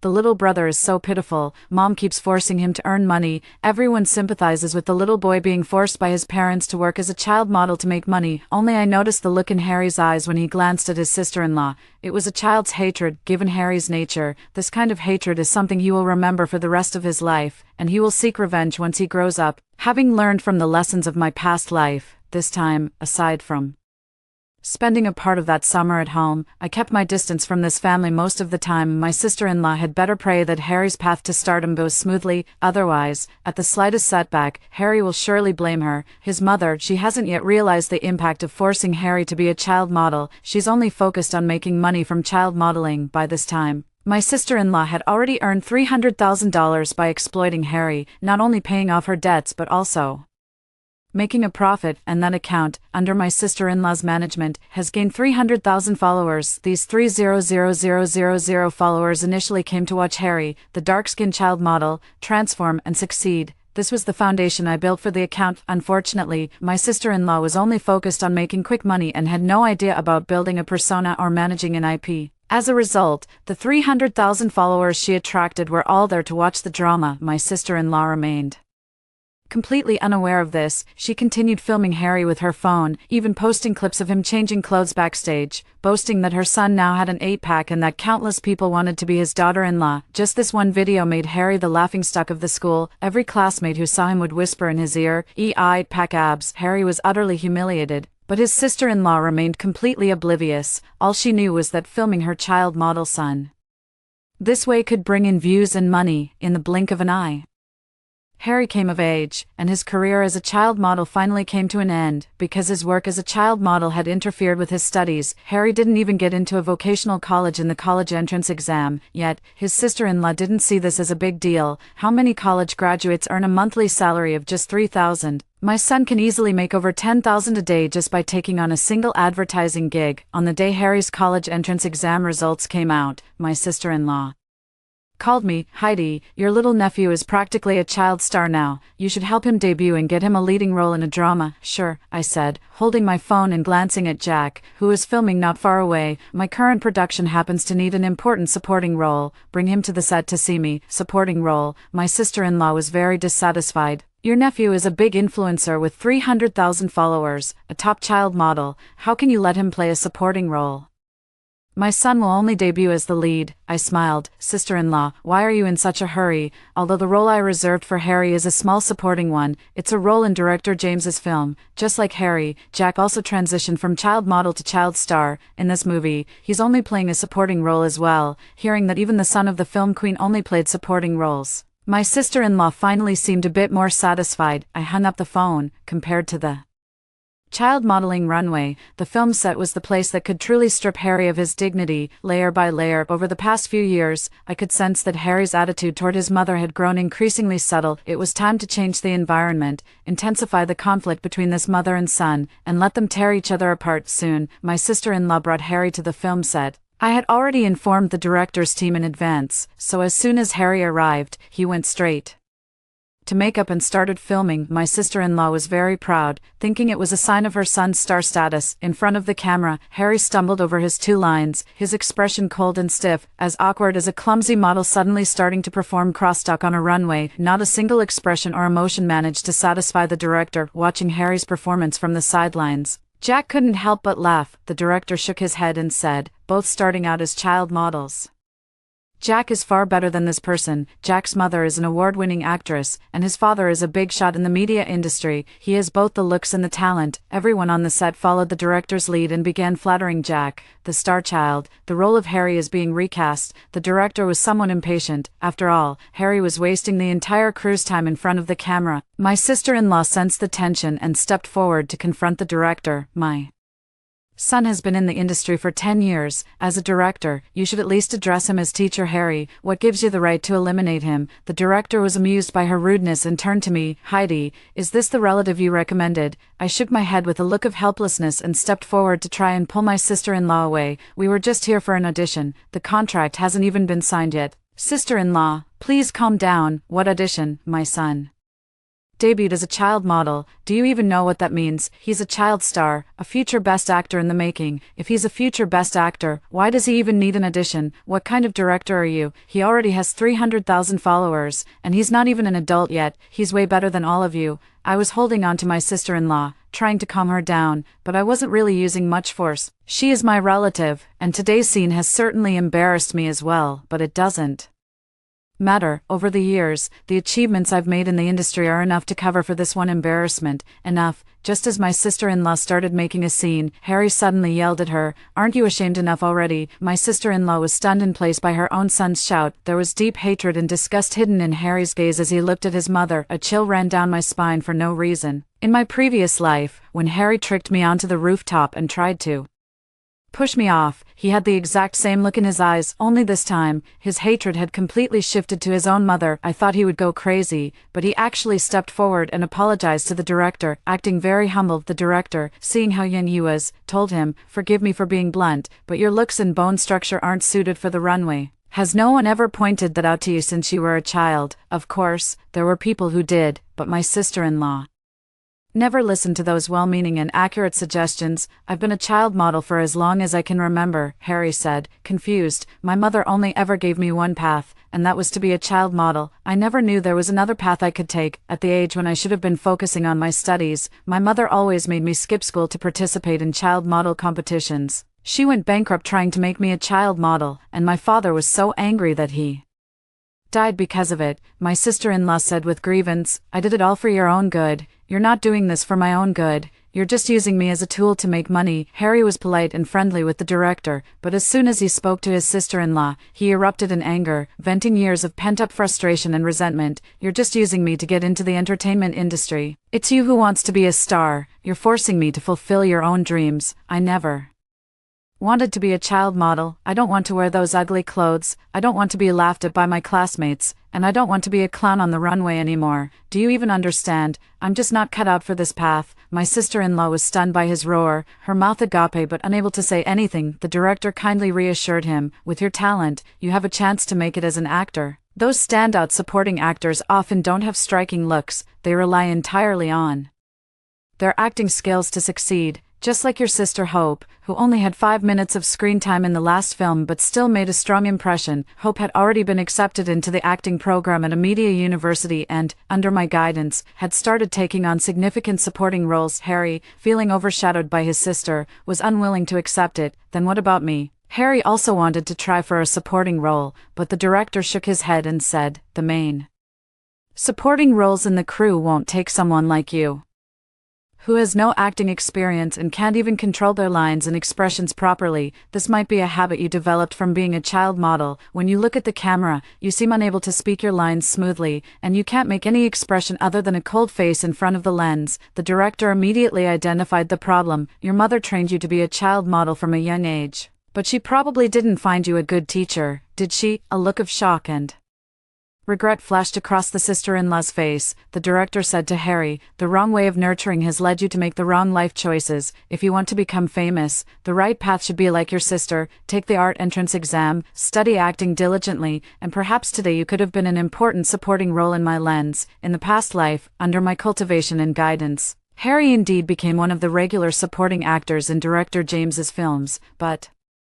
unfortunately, he was never satisfied with that. He thought becoming a child model would give him a higher starting point, but this time, he couldn't even get a taste of a supporting role. Harry regretted it. If I had focused on my studies and taken the art entrance exam, perhaps I would be more successful today. Why do you have to control my life? Why do you have to control my life? Harry roared at his mother like a trapped, desperate animal. Although the scene was frightening, it also evoked sympathy from the rest of the crew. At that moment, Harry seemed like nothing more than a pitiful child controlled by an obsessive mother. After this display of misery, and with my influence in play, the entire crew forgave Harry and placed all the blame squarely on his mother, so the director gave him a chance. "You can start as an assistant in our crew and learn how professional actors perform." Harry obediently nodded in front of the director, using his young age to his advantage and easily gaining the leniency of everyone around him. Only I remained coldly observant. I knew Harry wasn't that fragile. Sure enough, when the director promised he could stay with the crew to learn, a faint, sly glint of satisfaction flashed in Harry's eyes. Harry stayed on set as an assistant. Jack seemed to find him quite interesting and specifically requested him to serve as a temporary assistant by his side. Jack,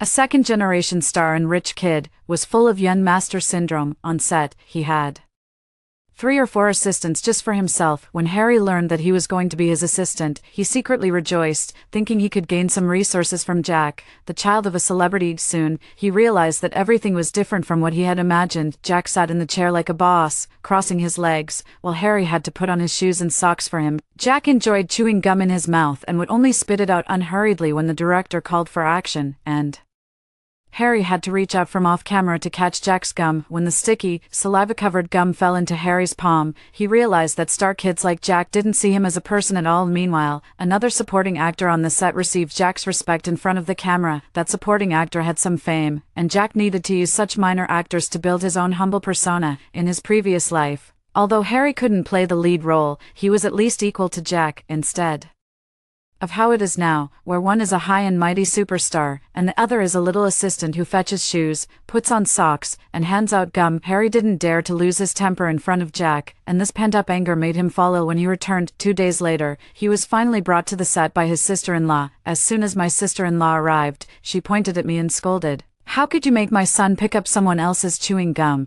He's your own nephew, your brother's only bloodline. How dare you treat him so poorly?" I smiled and said, "When I was an assistant, I did jobs that were dirtier and more exhausting than this." "Sister-in-law, do you think it was easy for me to get to where I am today? If your son can't handle a little hardship like this, then he should go back to where he came from." My sister-in-law glared at me, about to say more, but Harry cut her off. "Auntie makes me endure these hardships, but at least I have hope and can earn over 10,000 a month, and you, all these years I've been a child model for you, have I ever seen a single penny of the money you made off me? It all went to paying your debts and buying bags and jewelry." My sister-in-law became upset. "Isn't it your duty as a son to let your mother live a good life? Besides, your aunt supported me in making you a child model back then. Why didn't you let Auntie take care of me? If she had raised me from the start, even if I really became a child model, I could have achieved something. Instead, I'm stuck with a foolish woman like you, who has completely ruined my future." Harry's words were clearly trying to win me over. "This doesn't feel right. In this life, aside from pushing this mother and son when necessary, I rarely had any contact with Harry. He shouldn't have any sense of dependence on me." I became alert. Harry was still arguing with his aunt. His aunt went on to say that becoming a child model was also to pave the way for Harry to become a child star and eventually a big celebrity, and that everything she did was for his own good. She just never expected things to turn out this way. "Jack also started as a child model, and the life plan I've set for you is the same as his." Harry grew irritable, just as his sister-in-law had been with him when he was taking child model photos. Now, he had become easily angered and agitated with her as well. Jack's mother is an award-winning actress, and his father is a big boss. What kind of family do they have, and what kind of family have you and Dad given me? Look at what Jack looks like, and then look at me. Neither you nor Dad have ever been models or celebrities, so why do you think your son would have what it takes? My sister-in-law's lifelong dream was shattered by the very son she had placed all her hopes in. She started crying, and Harry impatiently told her to get lost. After my sister-in-law left, Harry looked at me pleadingly. Auntie, I know you have connections and resources. I'm begging you, help me find an acting coach, someone who can teach me acting and lines. Believe me, I have a real talent for performing. I'll listen to you. I'm willing to take on supporting roles. My goal now is to become a standout supporting actor. Please, train me. Please, save my future. His eager eyes revealed immense desire and unwillingness. Suddenly, I understood something. I smiled and watched my sister-in-law's retreating figure. I can train you, but your mother will definitely object. Look, you suffered a little as an assistant, and she came to scold me. How can I dare to train you? You're not like Hope, who is an adopted daughter. You have a biological mother, and your life should be her responsibility. Harry stared at his mother's retreating figure, his eyes filled with the same hatred that had built up over the years and suddenly erupted, just like when she used to hit him as a child. That evening, the film crew was shooting a night scene. Harry didn't take the boxed meal, saying he had asked his mother to cook for him. He called his sister-in-law to tell her that he would be having dinner on the rooftop of the filming location that night and wanted to have a heart-to-heart talk. His sister-in-law excitedly went up to the rooftop with the meal to find her son. This building is a deliberately aged filming location. There are no guardrails around, so when his son forced his sister-in-law to the edge of the rooftop, she immediately realized what Harry intended to do. Mom, your dream of me being a child model ruined 2 of my lives. Harry's voice was extremely cold, and his eyes were particularly chilling. Do you know, in another world, because of your instigation, I killed Auntie. Although you and Dad both covered for me, that bitch Hope kept going to the police station to demand justice for Auntie, so the police wouldn't let it go. In the end, the truth came out, and I was sentenced to death. I died in that world and woke up here. I thought it would be a new beginning, but when I returned, I found my life had been thrown into chaos by you again. My sister-in-law couldn't understand a word Harry was saying. Harry stepped closer to her, one step at a time. If you hadn't kept saying those things to me, I wouldn't have resented my aunt, and I wouldn't have pushed her down the stairs. The biggest obstacle on my path to stardom is you, Mom. So now, I want you to disappear from this world. Harry pointed outside the top floor. Jump down. If you truly love me as your son, jump down yourself. I won't lay a hand on you. I don't want to leave any fingerprints. My sister-in-law glanced at the edge of the rooftop. It was a 5-story drop. A fall from there would be certain death. Feeling heartbroken and helpless, she cried out loudly, I am your mother. I only want what's best for you. You can't treat me like this. You can't. If you don't die, I can't let my aunt continue to guide me. I'm only in my early 20s. There's still hope for my life, but only if you, my annoying mother, die. Dad, it's right behind you. Harry suddenly pointed behind his sister-in-law with a dark look in his eyes. A chill ran down her spine, and she instinctively turned to look, causing her to step into empty air. A sharp scream was followed by a dull thud. Harry walked to the edge and looked down, only to see his mother lying in a pool of blood, her eyes fixed upward, meeting his gaze. Mom, when I was little and refused to wear those clothes or strike those poses, you threatened to kill me in front of the photographer. I was so scared. A strange look of fear appeared on Harry's face, so I had no choice but to kill you first. He burst into laughter, nearly hysterical. He quickly downed several bottles of alcohol, having already planned his escape. The next morning, he would claim he was drunk and that his mother had accidentally fallen from the building, with him knowing nothing about it. There were no fingerprints of his on Fiona, and no signs of a struggle at the scene. No matter how much the police suspected him, they wouldn't find any concrete evidence. This was a filming location, and there were no surveillance cameras around. He laughed triumphantly, suddenly feeling several bright white lights shining from behind him. He turned around and saw dozens of flashlights shining directly on him, blinding him momentarily. When his vision cleared, he realized the people holding the flashlights were police officers. Just 3 days ago,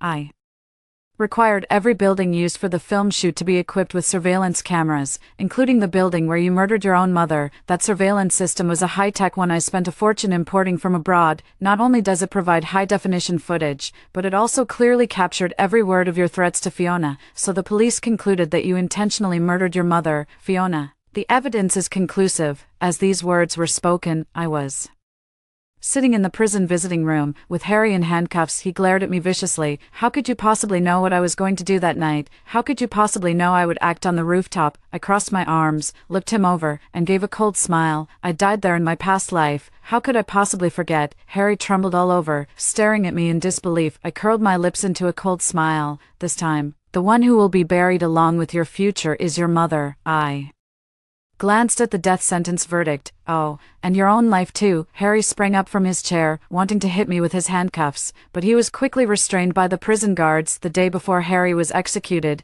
I visited him as a relative. That day happened to be the Golden Lotus Award ceremony. During the 20-minute visit, I did only one thing. I deliberately streamed the award ceremony live on my phone. In the live broadcast, Hope received the award for Best Supporting Actress.